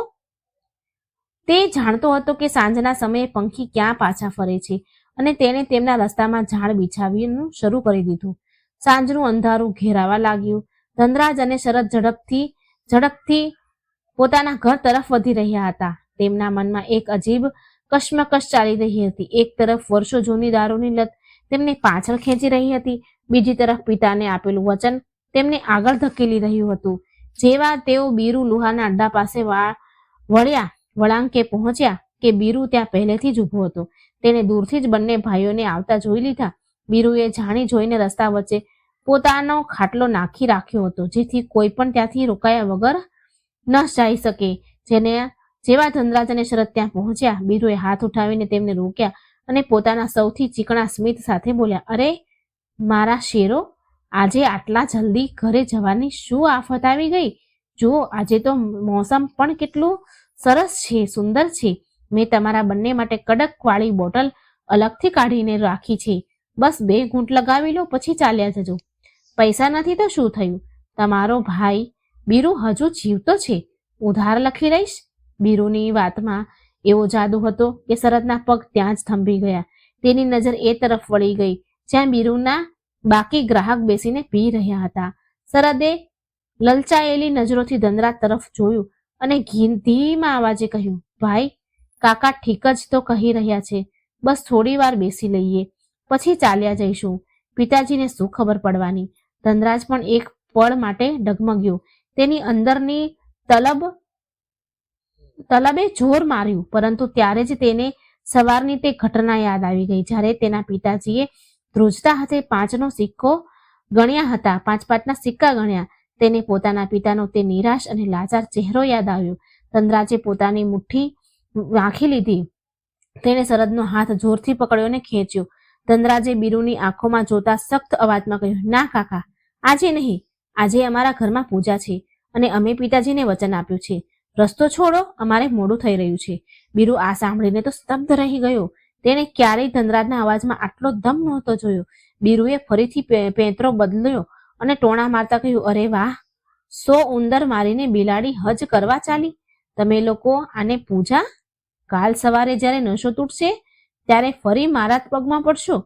જાઓ, જઈને પોતાના ઘરડા બાપની આરતી ઉતારો. બીરુ અને તેના સાથીઓ જોર જોરથી હસવા લાગ્યા. તેમનું હસવું ધનરાજ અને શરદના દિલ પર હથોડાની જેમ વાગ્યું, પરંતુ આજે તેમણે વળતો જવાબ ન આપ્યો. તેઓ ચૂપચાપ માથું ઝુકાવીને ત્યાંથી નીકળી ગયા. જેવા તેઓ બીરુના વિસ્તારમાંથી બહાર નીકળ્યા અને પોતાના ઘરની ગલીમાં વળ્યા, તેમને એક અજીબ શાંતિનો અનુભવ થયો. એવું લાગ્યું કે જાણે કોઈ ભારે બોજમાંથી મુક્તિ મળી હોય. જેમ જેમ તેઓ ઘરની નજીક આવી રહ્યા હતા, હવામાં એક ભૂઈની સુગંધ તરી રહી હતી. અગરબત્તીની સુગંધ હતી જે તેમના ઘરેથી જ આવી રહી હતી. ઘરના દરવાજા પર પહોંચીને બંને ભાઈ રોકાઈ ગયા. તેમણે જોયું કે તેમનું કાચું મકાન આજે કંઈક અલગ જ લાગી રહ્યું હતું. આંગણું સાફ સુથરું હતું, છાણથી લીપેલું હતું અને વચ્ચે એક નાનો બાજોટ પર દીવો પ્રગટી રહ્યો હતો. રામકિશન અને તેમની માતા સાફ કપડાં પહેરીને બાજોટ પાસે બેઠા હતા. દીવાના અંજવાળામાં રામકિશનનો ચહેરો ચમકી રહ્યો હતો. જેવા રામકિશને પોતાના બંને દીકરાઓને દરવાજા પાસે ઉભેલા જોયા અને તે બિલકુલ હોશમાં, તેની ખુશીનો તો પાર ન રહ્યો. તેની આંખમાં આંસુ આવી ગયા, આંસુ છલકાઈ પડ્યા. રામકિશન ઉઠીને પોતાના બંને દીકરાઓને ભેટ્યા. તેણે કહ્યું, મને ખબર હતી મારો વિશ્વાસ નહીં તૂટે. મને ખબર હતી તમે આવશો. માએ પણ પોતાના દીકરાઓના માથા પર હાથ ફેરવ્યો. ધનરાજ અને શરદને આજે પોતાના ઘરમાં એક અલગ જ શાંતિ અનુભવાઈ રહી હતી. તે શોર બકોર, તે બીરુની ગંદી વાતો અને તે માથાનો દુખાવો બધું અહીં આવ્યા પછી ગાયબ થઈ ગયું હતું. બંને ભાઈઓ હાથ મોઢું ધોવે છે અને પિતાની પાસે આવીને બેસી ગયા. રામકિશને કહ્યું, બેટા, આજે તમે બંને પોતાની ઈચ્છા શક્તિ બતાવીને એ સાબિત કરી દીધું છે કે તમે ઈચ્છો તો કંઈ પણ કરી શકો છો. આજે બુધવાર છે અને આજે આપણે મા લક્ષ્મીની પાવન કથા સાંભળીશું, જેને સાંભળવાથી રાજા રંક બની જાય છે અને રંક રાજા. આ કથા આપણને શીખવે છે કે જીવનમાં ધનનું અસલ મહત્વ શું છે અને તે કોની પાસે ટકે છે. ધનરાજે ખૂબ શ્રદ્ધાથી પૂછ્યું, પિતાજી, એવી તો કઈ કથા છે જેના વિશે તમે સવારે મને વાત કરી રહ્યા હતા? અમને પણ સંભળાવો. રામકિશને દીવાની જ્યોતને સરખી પ્રગટાવી. મા લક્ષ્મી અને ગણેશજીને પ્રણામ કર્યા અને કથા શરૂ કરતા પહેલા બોલ્યા, જુઓ દીકરાઓ, આ વાર્તા એક સાહુકાર અને તેના 7 દીકરાઓની છે, પરંતુ આ હકીકતમાં દરેક તે માણસની વાર્તા છે જે ભટકી જાય છે. આને ધ્યાનથી સાંભળજો, કારણ કે આમાં જીવનનું તે રહસ્ય છુપાયેલું છે જે તમને કોઈ સ્કૂલ, કોલેજમાં કે કઈ જગ્યાએ પણ શીખવાડવામાં નહીં આવે. કોઈ શીખવી નહીં શકે. ઘરનું વાતાવરણ પૂરી રીતે બદલાઈ ચૂક્યું હતું. બહાર અંધારું હતું, પરંતુ રામકિશનના ઘરમાં જ્ઞાનનું અજવાળું થવાનું હતું. ત્રણેય ધનરાજ, શરદ અને તેમની માં ખૂબ ધ્યાનથી રામકિશન તરફ જોવા લાગ્યા. રામકિશને પોતાની આંખો બંધ કરી ઈશ્વરનું સ્મરણ કર્યું અને પોતાના ભારે પરંતુ સૌમ્ય અવાજમાં કથા શરૂ કરી. પ્રાચીન સમયની વાત છે. એક નગરમાં એક ખૂબ જ મોટો એક ધનવાન સાહુકાર રહેતો હતો. સાહુકાર પાસે ધન દોલતની કોઈ કમી ન હતી. તેના ઘરમાં હીરા મોતી એવા વેરાયેલા રહેતા જાણે કાંકરા પથ્થર. તે સાહુકારના 7 દીકરા અને 7 વહુઓ હતી. સાહુકારનો પરિવાર ખૂબ મોટો હતો અને તે પોતાના પરિવારને ખૂબ પ્રેમ કરતો હતો. પરંતુ તે ઘરમાં એક મોટી ખામી હતી. ત્યાં ધન તો ઘણું હતું, પરંતુ તે ધનની કદર કોઈને ન હતી. સાહુકારની જે સૌથી નાની વહુ હતી તે ખૂબ સંસ્કારી અને સમજદાર હતી, પરંતુ બાકીની 6 વહુઓ અને સાહુકારની પત્નીને પોતાના ધન પર ખૂબ જ ઘમંડ હતો. એક દિવસની વાત છે. ઘરમાં જમવાનું બની રહ્યું હતું. સાહુકારની પત્ની એટલે પેલા 7 છોકરાઓની માં રસોડામાં કામ કરી રહી હતી. ત્યારે દરવાજા પર એક ભિક્ષુક આવ્યો. તે ખૂબ જ દયનીય અવસ્થામાં હતો. કપડાં ફાટેલા હતા અને તે ભૂખથી બેહાલ લાગી રહ્યો હતો. તેણે દરવાજા પર બૂમ પાડી, માં, બહુ ભૂખ લાગી છે, કંઈક ખાવાનું આપો. ઈશ્વર તમારા ભંડાર ભરેલા હંમેશા રાખે. તે સમયે સાહુકારની પત્ની હાથમાં કંઈક કામ કરી રહી હતી. તેના હાથમાં કંઈક કામ હતું. તેણે ભિક્ષુકનો અવાજ સાંભળ્યો, પણ તેને અણસાંભળ્યો કરી દીધો. ભિક્ષુકે ફરીથી બૂમ પાડી, માં, એક રોટલીનો ટુકડો જ આપી દો. 2 દિવસથી મેં કંઈ ખાધું નથી. સાહુકારની પત્નીને ખૂબ ગુસ્સો આવ્યો. તે બહાર નીકળી અને તે ભિક્ષુકને ધમકાવવા લાગી, ચાલ્યો જા અહીંથી, જોતો નથી હું અત્યારે કામ કરું છું, વ્યસ્ત છું. તારા જેવા લોકોને કોઈ કામ ધંધો તો નથી, બસ ભીખ માંગવા આવી જાઉં છું. મારી પાસે અત્યારે તને આપવા માટે કંઈ જ નથી અને ના તો મારી પાસે સમય પણ છે. રામકિશન અહીં અટક્યો અને પોતાના દીકરાઓ તરફ જોયું. તેઓ બંને ખૂબ ધ્યાનથી સાંભળી રહ્યા હતા. રામકિશનને આગળ દીકરાઓ, ધ્યાન આપજો. જ્યારે ઘરના દરવાજેથી કોઈ ભૂખ્યું ખાલી હાથે પાછું ફરે છે તો તે એકલો નથી જતો, તે પોતાની સાથે તે ઘરની બરકતને પણ લઈ જાય છે. સાહુકારની પત્નીએ તે ભિક્ષુકને ધુતકારીને ભગાડી દીધો. ભિક્ષુકની આંખમાં આંસુ આવી ગયા અને તે કંઈ બોલ્યા વગર જ ત્યાંથી ચાલ્યો ગયો. પરંતુ આ ભિક્ષુક કોઈ સાધારણ માણસ ન હતો. તે સ્વયં પરીક્ષા લેવા આવ્યા હતા. થોડી વાર પછી સાહુકારની પત્ની જ્યારે કામ પતાવીને બેઠી તો તેની ભૂલનો અહેસાસ ન થયો. તેને લાગ્યું કે તેણે પોતાનો સમય બચાવ્યો છે, પરંતુ તેને એ ખબર નહોતી કે તેણે પોતાના પગ પર કુહાડી મારી છે. તે જ દિવસે સાંજે જ્યારે સાહુકાર પોતાની દુકાનેથી ઘરે આવ્યો તો તેણે જોયું કે તેની દુકાનમાં રાખેલો બધો હિસાબ કિતાબ ગડબડ થઈ ગયો. જે લેણદારો હતા તેઓ પૈસા માંગવા આવી રહ્યા હતા અને જે દેવાદાર હતા તેઓ ફરી રહ્યા હતા. આ તો બસ શરૂઆત હતી. શરદે વચ્ચે ટોકતા પૂછ્યું, પિતાજી, શું માત્ર એક ભિખારીને ભગાડવાથી આટલું બધું થઈ શકે છે? રામકિશને સ્મિત કરતા કહ્યું, બેટા, વાત ભિખારીની નથી, વાત અહંકાર અને દયાની છે. જેના મનમાં દયા નથી હોતી, માં લક્ષ્મી ત્યાં એક ક્ષણ પણ નથી રોકાતા. રામકિશને પોતાની વાતને આગળ વધારતા કહ્યું, દીકરાઓ, તે ભિક્ષુકના ગયા પછી સાહુકારની પત્ની તો પોતાના કામમાં લાગી ગઈ, પરંતુ નિયતિએ પોતાની રમત રમવાનું શરૂ કરી દીધું. કહે છે ને કે જ્યારે લક્ષ્મી રિસાય છે તો સૌથી પહેલા માણસની બુદ્ધિ હરી લે છે. બરાબર એવું જ પેલા સાહુકારના પરિવાર સાથે થયું. તે જ રાતની વાત છે. સાહુકારનો મોટો દીકરો જે બીજા શહેરમાંથી વેપાર કરીને પાછો ફરતો હતો, રસ્તામાં ડાકુઓએ તેને ઘેરી લીધો. તેનો બધો માલ, બળદગાડું અને રોકડ બધું જ લૂંટી લેવામાં આવ્યું. તે જીવ બચાવીને ખાલી હાથે ઘરે પાછો ફર્યો. બીજે જ દિવસે ખબર આવી કે સાહુકારનો સૌથી મોટું જે ગોદામ હતું, જે લાખોનું અનાજ અને કિંમતી સામાન રાખ્યો હતો, ત્યાં અચાનક આગ લાગી. જોતજોતામાં સાહુકારની પેઢીઓની કમાણી સળગીને રાખ થઈ ગઈ. જે ઘરમાં કાલ સુધી લક્ષ્મીજીનો વરસાદ થતો હતો ત્યાં હવે સન્નાટો ફેલાઈ ગયો. સાહુકાર સમજી શકતો ન હતો કે અચાનક આ બધું શું થઈ રહ્યું છે. જ્યોતિષ પાસે ગયો, પૂજા પાઠ કરાવી, પરંતુ વિનાશનું પૈડું ચાલી ચૂક્યું હતું. તેને રોકવું હવે કોઈના હાથની વાત ન હતી. ધીરે ધીરે સાહુકારનો વેપાર ઠપ્પ થઈ ગયો. જે લેણદારો કાલ સુધી સાહુકારની સામે હાથ જોડીને ઉભા રહેતા, આજે તેઓ પોતાના પૈસા વસૂલવા માટે દરવાજા પર ગાળાગાળી કરવા લાગ્યા હતા. સાહુકારની ઇજ્જત, જે તેણે વર્ષોથી મહેનત કરીને જે ઇજ્જત કમાઈ હતી, માટીમાં મળી રહી હતી. નોબત ત્યાં સુધી આવી ગઈ કે ઘરના ઘરેણાં, વાસણ અને કિંમતી સામાન પણ વેચીને ખાવું પડી રહ્યું હતું. તે 7 વહુઓ જે ક્યારેય રાણીઓની જેમ રહેતી હતી અને જેના પગ જમીન પર નહોતા પડતા, હવે તેમને ઘરનું કામ જાતે કરવું પડી રહ્યું હતું. પરંતુ અહંકાર હજુ પણ પૂરી રીતે તૂટ્યો ન હતો. થોડા મહિના વીત્યા અને ઘરમાં ખાવાના ફાફા પડ્યા. એક દિવસ એવો આવ્યો જ્યારે ઘરમાં એક દાણો પણ અનાજ ન હતું. સાહુકારની પત્ની જેણે પેલા ભિક્ષુકને ધુતકારીને ભગાડ્યો હતો, આજે પોતે ભૂખથી ટળવળી રહી હતી. બપોરનો સમય હતો. સાહુકાર પોતાની પત્નીને કહે છે, હે ભાગ્યવાન, પેટમાં ઉંદરો દોડી રહ્યા છે. જો ઘરમાં કંઈ બચ્યું હોય તો લાવને. પત્ની રસોડામાં ગઈ. તેને દરેક ડબ્બા ખોલ્યા, ફંફોળ્યા, દરેક માટલું જોયું, પરંતુ સિવાય ધૂળના ત્યાં કંઈ ન મળ્યું. તે ખાલી હાથે બહાર આવી અને રડતા રડતા બોલી, સ્વામી, આજે તો ઘરમાં પાણી સિવાય કંઈ નથી. આ સાંભળીને સાહુકારનું માથું ઝૂકી ગયું. સાહુકારે તેની પત્નીને તેની ભૂલ યાદ અપાવી અને ભારે મનથી કહ્યું, યાદ છે તને? થોડા મહિના પહેલા એક ભિક્ષુક આવ્યો હતો અને તે તેને અપમાનિત કરીને ભગાડી દીધો હતો. તેણે કહ્યું હતું કે ઈશ્વર તમારા ભંડાર ભરેલા રાખે, પરંતુ તે પોતાના અહંકારમાં તેને ખાલી હાથે પાછો કાઢ્યો. આજે તેનો જ શ્રાપ આપણને લાગ્યો છે.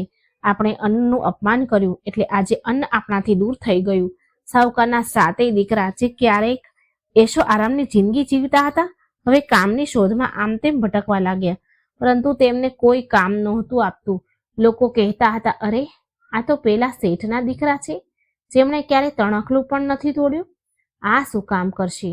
ચારે બાજુથી અપમાન અને નિરાશા જ હાથ લાગી રહી હતી. ધનરાજ અને શરદ ધ્યાનથી સાંભળજો. જ્યારે ખરાબ સમય આવે છે તો પોતાનો પડછાયો પણ સાથ નથી આપતો. સાહુકારના જે મિત્રો રોજ તેના ઘરે દાવત ઉડાડવા આવતા હતા, આજે તેમણે સાહુકારને ઓળખવાનું પણ બંધ કરી દીધું હતું. આખરે હાર માનીને સાહુકારે પોતાના પરિવારને ભેગો કર્યો. તેણે કહ્યું, આ નગરમાં હવે આપણું ગુજરાન નહીં થઈ શકે. અહીં બધા આપણને અમીર શેઠના રૂપમાં જાણતા હતા. હવે આ ગરીબીનો તમાશો આપણે અહીં રહીને સહી નહીં શકીએ. આપણે આ નગર છોડીને કોઈ બીજા દેશ કે નગરમાં જવું પડશે, જ્યાં આપણને કોઈ જાણતું ન હોય અને આપણે મજૂરી કરીને આપણું પેટ ભરી શકીએ. વિચારો દીકરાઓ, જે માણસના નામનો સિક્કો ચાલતો હતો, આજે તેને પોતાનું ઘર છોડવું પડી રહ્યું હતું. બીજી સવારે અંધારામાં સાહુકાર અને તેનો આખો પરિવાર ફાટેલા તૂટેલા જૂના કપડામાં પોતાનું ઘર છોડીને નીકળી ગયા. ના પગમાં જૂતા ચપ્પલ હતા, ના માથા પર છતની આશા. તેઓ ચાલતા રહ્યા. રસ્તામાં તડકો, ધૂળ, ધૂપ અને ભૂખે તેમની હાલત બેહાલ કરી દીધી. બાળકો ભૂખ્યા રડી રહ્યા હતા. વહુઓ થાકીને લોથપોથ થઈ ગઈ હતી. ચાલતા તેઓ એક ગાઢ જંગલમાં પહોંચ્યા. બપોરનો આકરો તાપ હતો. તેઓ એક મોટા ઝાડ નીચે આરામ કરવા બેઠા. ત્યારે જ સાહુકારની નજર પાસે જ વહેતી એક નદી પર પડી. તેણે પોતાના દીકરાઓને કહ્યું, જાઓ નદીમાંથી થોડું પાણી લઈ આવો અને જુઓ, જો જંગલમાં કોઈ કંદમૂળ કે ફળ મળી જાય તો લઈ આવો. સૌના પ્રાણ બચી જાય. સાહુકારના દીકરાઓ જેમાંથી 4 શિકાર કરવા અને ફળ શોધવા ગયા અને 3 પાણી લેવા ગયા. પરંતુ દુર્ભાગ્ય જુઓ, જંગલમાં પણ તેમનો પીછો ન છૂટ્યો. જે દીકરા ફળ શોધવા ગયા હતા તેમને થોડા ઝેરી ફળ મળ્યા, જેને ખાવા યોગ્ય સમજીને તેઓ લઈ આવ્યા, અને જે પાણી લેવા ગયા હતા તેમના પગ લપસ્યા અને ઘડો ફૂટી ગયો. જ્યારે તેઓ ખાલી હાથે અને ઝેરી ફળ લઈને પાછા આવ્યા તો સાહુકારે પોતાનું માથું ફૂટ્યું. તેણે કહ્યું, હે વિધાતા, આ કેવી પરીક્ષા છે? શું અમારા પાપ એટલા બધા મોટા છે કે અમને જંગલમાં પણ ચેન નહીં મળી રહ્યું? તે રાત્રે તેમને ભૂખ્યા પેટે જ ઝાડ નીચે સૂવું પડ્યું. ના પથારી, ના ચાદર, બસ ખુલ્લા આકાશ નીચે તેઓ બધા એકબીજાને અડીને સૂઈ ગયા. બીજા દિવસે તેઓ ફરી ચાલ્યા અને એક બીજા નગરમાં પહોંચ્યા. આ નગર ખૂબ સુંદર હતું. અહીંના રાજાનું નામ ધર્મપાલ હતું અને તે ખૂબ જ ન્યાયપ્રિય અને દાની રાજા હતા. સાહુકારે વિચાર્યું કે અહીં કદાચ કંઈક કામ મળી જાય. સાહુકારે પોતાના દીકરાઓને અલગ અલગ દિશામાં કામ શોધવા માટે મોકલી દીધા. સંજોગ જુઓ, સાહુકારનો સૌથી નાનો દીકરો, જેની પત્ની ખૂબ સંસ્કારી હતી, તે ફરતા એક સરોવરના કિનારે પહોંચી. ત્યાં તેણે જોયું કે કેટલીક સ્ત્રીઓ ખૂબ જ શ્રદ્ધાભાવથી પૂજા કરી રહી હતી. તેઓ માટીના ઢગલા બનાવી રહી હતી, તેના પર ફૂલ ચડાવી રહી હતી અને એક વાર્તા સાંભળી રહી હતી. નાનો દીકરો ત્યાં જ એક ઝાડ પાછળ ઊભો રહીને જોવા લાગ્યો. તેને બહુ જિજ્ઞાસા થઈ કે આ સ્ત્રીઓ શું કરી રહી છે. જ્યારે પૂજા પૂરી થઈ તો તે હિંમત કરીને તે સ્ત્રીઓ પાસે ગયો. તેની હાલત જોઈને મહિલાઓને ખૂબ દયા આવી. તેણે પૂછ્યું, બેટા, કોણ છે તું અને આમ છુપાઈને શું જોઈ રહ્યો હતો? છોકરાએ હાથ જોડીને કહ્યું, માતા, હું એક બદનસીબ માણસ છું. મારો પરિવાર ખૂબ મુશ્કેલમાં છે અમે દાણા દાણા માટે તડપી રહ્યા છીએ. મેં જોયું કે આપ લોકો કેટલી ભક્તિભાવથી પૂજા કરી રહ્યા છો. મારા મનમાં શાંતિ મળી એટલે હું ઊભો રહી ગયો. શું આપ મને કહેશો કે આ કયું વ્રત છે અને આપ કોની પૂજા કરો છો? તે સ્ત્રીઓમાં એક વૃદ્ધ સ્ત્રી હતી. તેણે બહુ પ્રેમથી કહ્યું, બેટા, આ કોઈ સાધારણ પૂજા નથી. આ માં લક્ષ્મીનું વ્રત છે અને અમે બુધવારની કથા સાંભળી રહ્યા હતા. જે પણ માણસ સાચા મનથી બુધવારના દિવસે ગણેશજી અને માં લક્ષ્મીનું ધ્યાન કરે છે અને આ કથા સાંભળે છે, માં લક્ષ્મી તેના બધા કષ્ટ હરી લે છે. ભલે ખોવાયેલું ધન હોય કે ખોવાયેલું સન્માન, આ વ્રતના પ્રભાવથી બધું પાછું મળી જાય છે. છોકરાઓએ ઉત્સુકતાથી પૂછ્યું, માતા, શું સાચુમાં એવું થઈ શકે? શું મારી ગરીબી પણ દૂર થઈ શકે છે? વૃદ્ધ સ્ત્રીએ કહ્યું, હા બેટા, માં લક્ષ્મીનો મહિમા અપરંપાર છે. જો તું અને તારો પરિવાર શ્રદ્ધાથી આ વ્રત કરશો તો તમારા દિવસો જરૂર બદલાશે. પરંતુ યાદ રાખજો, મનમાં છળ કપટ ન હોવું જોઈએ. છોકરાએ તરત પૂછ્યું, માતા, આની વિધિ શું છે? મને કહો, હું જરૂર કહીશ. તે સ્ત્રીએ બુધવાર વ્રતની પૂરી વિધિ કહી. તેણે કહ્યું, બુધવારના દિવસે સવારે જલ્દી ઉઠી સ્નાન કરી ઘરને સાફ કરો. ગણેશજી અને લક્ષ્મીજીની મૂર્તિ કે ફોટો સામે ઘીનો દીવો કરો. લીલી ધરો ગણેશજીને ચડાવો કારણ કે તેમને ખૂબ જ પ્રિય છે. પછી ગોળ અને ચણાનો પ્રસાદ બનાવો અને સૌથી જરૂરી વાત, બુધવારની કથા સાંભળો અને બીજાને સંભળાવો. જો થઈ શકે તો કોઈ ગરીબને ભોજન કરાવો. કોઈનું અપમાન ન કરો. છોકરાએ બધી વાત પોતાના મનમાં ગાંઠ વાળી લીધી. તેને લાગ્યું જાણે તેને ડૂબતા તણખલાનો સહારો મળી ગયો હોય. તે દોડતા પોતાના પિતા અને ભાઈઓ પાસે ગયો. તેઓ બધા એક ધર્મશાળાના ખૂણામાં બેઠા પોતાના નસીબને કોસી રહ્યા હતા. નાના દીકરાએ જઈને કહ્યું, પિતાજી, માતાજી, રડવાનું બંધ કરો. પિતાજી, માં, રડવાનું બંધ કરો. મને આપણા દુઃખોનો ઈલાજ મળી ગયો છે. બધાએ તેને હેરાનીથી જોયો. સાહુકારે પૂછ્યું, શું થયું બેટા? શું થયું? શું કોઈ ખજાનો મળી ગયો? દીકરાએ કહ્યું, ખજાનાથી પણ મોટી વસ્તુ મળી છે. પિતાજી, મને માં લક્ષ્મીને પ્રસન્ન કરવાનો રસ્તો મળી ગયો છે. પછી તેણે વિસ્તારથી બધી સ્ત્રીઓ સાથે જે વાત થઈ હતી, જે જોયું હતું, એ બધું બતાવ્યું. કહ્યું, સાહુકારની પત્ની જેણે પહેલા ભિક્ષુકનું અપમાન કર્યું હતું, આજે તેની આંખોમાં પશ્ચાતાપના આંસુ હતા. તેણે કહ્યું, કદાચ ઈશ્વરે આપણને આપણી ભૂલ સુધારવાનો આ છેલ્લો મોકો આપ્યો છે. આપણે આ વ્રત કરીશું. સંજોગોથી બીજે દિવસે જ બુધવાર હતો. સાહુકારના પરિવાર પાસે પૂજા માટે વધારે કંઈ ન હતું, પરંતુ તેમની પાસે હવે એ વસ્તુ હતી જે પહેલા ન હતી, સાચી શ્રદ્ધા અને અહંકારનો નાશ. તેમણે નદીમાં સ્નાન કર્યું. ધર્મશાળાના જે ખૂણામાં તેઓ રહેતા હતા તેને સાફ કર્યો. જંગલમાંથી થોડા ફૂલ અને ધરો તોડી લાવ્યા. પૈસા ન હતા તો તેમણે ગોળ ચણાની જગ્યાએ મનમાં ભગવાનને ભોગ લગાવ્યો અને હાથ જોડીને બેસી ગયા. સાહુકારે કહ્યું, હે માં લક્ષ્મી, અમારાથી જે ભૂલ થઈ ગઈ હોય તેને માફ કરો. અમને ધન નથી જોઈતું. બસ એટલી કૃપા કરો કે અમે મહેનતની રોટલી ખાઈએ, મહેનતનું ભોજન કરી શકીએ અને અમારો પરિવાર ફરીથી જોડાઈ જાય. તેમણે પૂરી શ્રદ્ધાથી કથા કહી અને સાંભળી. પૂજા પૂરી થયા પછી તેઓ બધા કામની શોધમાં નીકળ્યા. ચમત્કાર તો જુઓ, જે લોકો કાલ સુધી કામ આપવાની ના પાડતા હતા, આજે તે બજારમાં એક મોટા વેપારીએ સાહુકારના દીકરાઓને પોતાની દુકાન પર મુનિમનું કામ આપી દીધું. રામકિશને વાર્તા સંભળાવતા પોતાના દીકરાઓ તરફ જોયું અને કહ્યું, જુઓ ધનરાજ, જુઓ શરદ, આ હોય છે વિશ્વાસનું ફળ. જેવું તેમણે સાચા મનથી માને યાદ કર્યા, રસ્તા ખોલવા લાગ્યા. પરંતુ અત્યારે વાર્તા પૂરી નથી થઈ. અસલી પરીક્ષા તો હજુ બાકી છે. ધન મળવું સરળ છે, પરંતુ તેને સાચવવું અને પોતાની દાનત સાફ રાખવી એ સૌથી મુશ્કેલ છે. આગળ સાહુકાર સાથે શું થયું અને કેવી રીતે તેઓ પાછા પોતાના નગર ફર્યા એ બહુ રસપ્રદ છે. રામકિશને દીવામાં થોડું તેલ વધારે નાખતા વાર્તાને આગળ વધારી. દીકરાઓ, તે સાહુકાર અને તેના પરિવાર તે દિવસથી જ બુધવારનું વ્રત અને પૂજન પૂરી નિષ્ઠાથી શરૂ કરી દીધું. તેઓ દર બુધવારે સવારે જલ્દી ઉઠતા, સ્નાન કરતા અને ભલે સૂકી રોટલી જ કેમ ન હોય, પહેલા માં લક્ષ્મી અને ગણેશજીને ભોગ લગાવતા, પછી પોતે ખાતા. તેમના વ્યવહારમાં પણ બહુ બદલાવ આવી ગયો. હવે તેઓ કોઈ ગરીબને જોઈને મોઢું નહોતા ચડાવતા, પરંતુ જેટલું સમર્થ હોય, જેટલી શક્તિ હોય એટલી મદદ કરતા. સમયનું પૈડું ફર્યું. તેમની મહેનત અને માં લક્ષ્મીની કૃપા રંગ લાવવા લાગી. જે વેપારીને ત્યાં તેઓ મુનિમમાં લાગ્યા હતા, તે તેમના કામ અને ઈમાનદારીથી એટલા ખુશ થયા કે તેમણે તેમને પોતાના વેપારમાં ભાગીદાર બનાવી લીધા.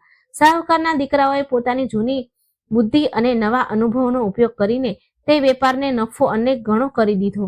ધીરે ધીરે તેમની પાસે પૈસા આવવા લાગ્યા, પૈસા જોડાવા લાગ્યા. જે પરિવાર ફાટેલા કપડામાં આવ્યા હતા, હવે તેમણે એક નાનું એવું પોતાનું ઘર પણ ખરીદી લીધું હતું. ઘરમાં ફરીથી ખુશીઓ પાછી ફરવા લાગી હતી. વહુના ચહેરા પર ચમક આવી ગઈ અને બાળકો ફરીથી સારા કપડાં પહેરવા લાગ્યા. પરંતુ શાહુકાર ભૂલ્યો ન હતો કે આ બધું કોની દેન છે. જ્યારે તેમની પાસે ધન આવ્યું તો તેમણે ઘમંડ ન કર્યો. તેમણે સૌથી પહેલા એક નિયમ બનાવ્યો કે દર બુધવારે તેઓ ગરીબોને ભોજન કરાવશે. તેઓ જાણતા હતા કે અહંકાર જ તે ઉદય છે જે સોનાની લંકાને પણ ખાઈ જાય છે. તેઓ તે બીજા નગરમાં ખૂબ સુખથી રહેવા લાગ્યા, પરંતુ તેમને પોતાની જન્મભૂમિ અને પોતાના જૂના ઘરની ખૂબ યાદ આવતી. એક દિવસ શાહુકારે પોતાના દીકરાઓને કહ્યું, બાળકો, હવે મા લક્ષ્મીની કૃપાથી આપણી પાસે એટલું ધન થઈ ગયું છે કે આપણે પાછા આપણા નગર જઈ શકીએ. ત્યાં આપણું જૂનું ઘર છે, આપણા પૂર્વજોની નિશાનીઓ છે. આપણે ત્યાં જઈને આપણું ખોવાયેલું સન્માન પાછું મેળવવું જોઈએ. દીકરા પણ તૈયાર થઈ ગયા. તેમણે પોતાની જમા પૂંજી અને સામાન બાંધ્યો અને પોતાના જૂના નગર તરફ ચાલ્યા. આ એ જ રસ્તો હતો જ્યાંથી તેઓ ક્યારેક રડતા, કકળતા અને ભૂખ્યા તરસ્યા પસાર થયા હતા. પરંતુ આજે તેઓ બળદગાડાઓમાં શાનથી બેઠા હતા. જ્યારે તેઓ તે જંગલમાંથી પસાર થઈ રહ્યા હતા, જ્યાં તેમને ઝેરી ફળ મળ્યા હતા, તો શાહુકારે ગાડાઓ રોક્યા. તે નીચે ઉતર્યા અને તે જૂના ઝાડને પ્રણામ કર્યા જેની નીચે તેમણે રાત વિતાવી હતી. તેણે પોતાના દીકરાઓને કહ્યું, આ જગ્યાને ક્યારેય ન ભૂલતા. આ જગ્યા આપણને યાદ અપાવતી રહેશે કે ખરાબ સમય ક્યારેય પણ આવી શકે છે, એટલે સારા સમયમાં ક્યારેય છકી ન જવું જોઈએ. સફર કરતા કરતા તેઓ પોતાના જૂના નગરમાં પહોંચ્યા. જ્યારે તેઓ પોતાની ગલીમાં પ્રવેશ કરે છે તો શેરીઓવાળા તેમને જોઈને હેરાન રહી ગયા. લોકોએ વિચાર્યું કે આ પરિવાર તો બરબાદ થઈ ગયો છે, હવે ક્યારેય પાછો જ નહીં આવે. પરંતુ શાહુકાર અને તેના દીકરા પહેલા કરતા પણ વધારે તેજ અને ચમક સાથે પાછા આવ્યા હતા. તેમનું જૂનું ઘર જે ખંડેર બની ચૂક્યું હતું, તેમણે ફરીથી તેને સરસ બનાવવાનું શરૂ કર્યું. થોડા જ દિવસમાં તેમનું ઘર ફરીથી મહેલ જેવું ચમકવા લાગ્યું. તેમણે પોતાનો જૂનો વેપાર ફરીથી શરૂ કર્યો અને જોતજોતામાં તેઓ પહેલા કરતા પણ વધારે અમીર થઈ ગયા. પરંતુ અસલી પરીક્ષા હજુ પણ બાકી હતી. મા લક્ષ્મી જોવા માંગતા હતા કે શું આ બદલાવ કાયમી છે કે માત્ર મતલબનો છે. એક દિવસ શાહુકાર પોતાના ઘરની બહાર ઓટલા પર બેઠો હતો. તેની વહુ અંદર જમવાનું બનાવી રહી હતી. ત્યારે જ બરાબર એવા જ સંજોગ બન્યો જેવો વર્ષો પહેલા બન્યો. એ જ બપોરના સમયે એ જ સ્વાદિષ્ટ ભોજનની સુગંધ અને દરવાજા પર એક અવાજ આવ્યો, મા, બાપ, બહુ તરસ લાગી છે, બહુ તરસ્યો છું, થોડું પાણી મળી જશે? શાહુકારે માથું ઊંચું કરીને જોયું. દરવાજા પર એક ખૂબ જ વૃદ્ધ અને બીમાર સાધુ ઊભા હતા. તેના કપડા લીરા વેરાઈ ગયા હતા અને શરીર પર ઘા હતા. તેને જોઈને કોઈને પણ સૂગ ચડી શકે. આ એ જ સ્થિતિ હતી જ્યાં પહેલા શાહુકારની પત્નીએ ભિક્ષુકને ભગાડી દીધો હતો. રામકિશન અહીં રોકાઈને પોતાના દીકરાઓની આંખોમાં જોયું અને પૂછ્યું, તમને શું લાગે છે ધનરાજ, શું આ વખતે પણ તેમણે એ જ ભૂલ કરી હશે? ધનરાજ એ વાર્તામાં પૂરી રીતે ખોવાઈ ચૂક્યું હતું. તરત બોલ્યો, ના પિતાજી, જો તેમણે અત્યારે પણ નહીં શીખ્યું હોય તો પછી તેમનું સુધરવું નામુમકિન છે. મને લાગે છે આ વખતે તેમણે સાધુને નહીં ભગાડ્યો હોય. રામકિશન હસ્યો. બિલકુલ સાચું વિચાર્યું બેટા. જેવા તે સાધુનો અવાજ અંદર રસોડામાં ગયો કે શાહુકારની નાની વહુ, જે સૌથી વધારે સંસ્કારી હતી, તરત જ પાણીનો લોટો લઈને બહાર આવી. તેણે સાધુને જોયા તો તેનું મન કરુણાથી ભરાઈ ગયું. તેણે ના માત્ર તેને પાણી પીવડાવ્યું, પરંતુ અંદરથી આસન લઈને આવી અને બોલી, બાબા, આપ અહીં છાંયડામાં બેસો, હું આપ માટે ભોજન લાવું છું. આટલામાં શાહુકારની પત્ની એટલે કે એ છોકરાઓની માં પણ બહાર આવી ગઈ. સાધુને જોઈને એક પળ માટે તેનું પોતાનું જૂનું પાપ એને યાદ આવી ગયું. તે દોડી અને સાધુના ચરણમાં પડી ગઈ. તેને રડતા રડતા કહ્યું, મહારાજ, મને ક્ષમા કરો. મેં એકવાર એક મહાત્માને મારા દ્વારેથી ભગાડી દીધા હતા, જેની સજા મેં ભોગવી છે. આજે હું આપને ખાલી હાથે નહીં જવા દઉં. આખો પરિવાર બહાર આવી ગયો. તેમણે તે વૃદ્ધ સાધુની ખૂબ સેવા કરી, તેને પેટ ભરીને ભોજન કરાવ્યું અને નવા વસ્ત્ર આપ્યા. સાધુએ ભોજન કર્યા પછી શાહુકારના માથા ઉપર હાથ મૂક્યો અને ત્યારે જ એક ચમત્કાર થયો. જોતજોતામાં તે વૃદ્ધ અને બીમાર સાધુ ગાયબ થઈ ગયા અને ત્યાં એક દિવ્ય રોશની ફેલાઈ ગઈ. તે રોશનીમાંથી એક અવાજ આવ્યો, વત્સ, હું તારી પરીક્ષા લઈ રહી હતી. તું આ પરીક્ષામાં સફળ થયો. તે ધનનો અસલ ઉપયોગ શીખી લીધો છે. હવે તારા ઘરમાં ક્યારેય દરિદ્રતા નહીં આવે. તે અવાજ બીજો કોઈનો નહીં, પણ સ્વયં માતા લક્ષ્મીનો હતો. માં લક્ષ્મીની પ્રેરણા હતી. તે દિવસ પછીથી સાવકારનો યશ આખા રાજ્યમાં ફેલાયો, પરંતુ તેમણે પોતાનું બુધવારનું વ્રત ક્યારેય ન છોડ્યું. તેઓ દર બુધવારે આ કથા સાંભળતા અને સંભળાવતા. રામકિશને વાર્તા પૂરી કરીને એક ઊંડો શ્વાસ લીધો. ઘરમાં એકદમ સન્નાટો હતો. ધનરાજ અને શરદ બંનેના રૂવાડા ઊભા થઈ ગયા હતા. તેમને લાગી રહ્યું હતું કે જાણે આ વાર્તા કોઈ બીજાની નહીં પણ તેમની જ છે. તેઓ પણ તો પોતાની કમાણીનો ખોટો ઉપયોગ કરી રહ્યા છે. તેઓ પણ તો પોતાના માતા પિતા જે ઘરના દેવતા છે તેમનું અપમાન કરી રહ્યા છે. રામકિશને સ્નેહથી પૂછ્યું, દીકરાઓ, વાર્તા તો પૂરી થઈ ગઈ, પણ આની શીખ હજુ બાકી છે. આ વાર્તાએ તે સાહુકારનું જીવન બદલી નાખ્યું. શું આ મારું અને તમારું જીવન પણ બદલી શકે છે? શું તમને સમજાયું કે બરકત અને પૈસા ક્યાં ટકે છે? શરદની આંખો ભીની થઈ ગઈ હતી. તેણે કહ્યું, પિતાજી, મને બધું જ સમજાઈ ગયું છે. પૈસા દારૂના અડ્ડા પર નહીં, ઘરની ખુશીઓમાં છે. અમે ખૂબ મોટી ભૂલ કરી છે. અમે બીરુ કાકાના કહેવામાં આવીને પોતાના જ ઘરમાં આગ લગાવી રહ્યા હતા. ધનરાજે પણ માથું ઝુકાવી લીધું અને બોલ્યો, તમે સાચું કહી રહ્યા હતા પિતાજી. આજે મારા મનને શાંતિ મળી છે કે હજારોનો દારૂ પીને પણ નથી મળી. પરંતુ પિતાજી, શું બહુ મોડું નથી થઈ ગયું? અમે આટલા પૈસા બરબાદ કરી દીધા. શું માં લક્ષ્મી હજુ પણ અમને માફ કરશે? રામકિશને દીવાની જ્યોતને થોડી વધારે તેજ કરી અને બોલ્યા, બેટા, જ્યારે જાગો ત્યારથી સવાર. માં લક્ષ્મી ખૂબ દયાળુ છે. જો તમે આજે આ જ ક્ષણે સંકલ્પ લો છો તો બધું બદલાઈ શકે છે, પરંતુ સંકલ્પ પાક્કો હોવો જોઈએ, કાચા દોરા જેવો નહીં, જે જરા અમથા ઝટકાથી તૂટી જાય. બહાર બીરુ જેવા હજારો રાક્ષસો બેઠા છે જે તમને ફરીથી ખેંચવાની કોશિશ કરશે. હજુ રામકિશન આ સમજાવી જ રહ્યા હતા કે અચાનક બહાર ગલીમાંથી શોર સંભળાયો. કોઈના જોર જોરથી બૂમો પાડવાનો અને ગાળો બોલવાનો અવાજ આવી રહ્યો હતો. આ અવાજ જાણીતો હતો. આ બીરુ લુહારનો અવાજ હતો. તે નશામાં ધૂત થઈને રામકિશનના ઘરની બહાર ઊભો તમાશો કરી રહ્યો હતો. અરે ઓ રામકિશન, બહાર નીકળ. તારા દીકરાઓને સુપટ્ટી વઢાવી તે. આજે તેઓ મારી દુકાન પર ન આવ્યા, મારું નુકસાન કરાવી દીધું. મોકલ તેને બહાર. આજે હું જોઉં છું કોણ રોકે છે તેમને. બીરુનો અવાજ સાંભળીને ધનરાજ અને શરદનું શરીર એક પળ માટે તો જકડાઈ ગયું.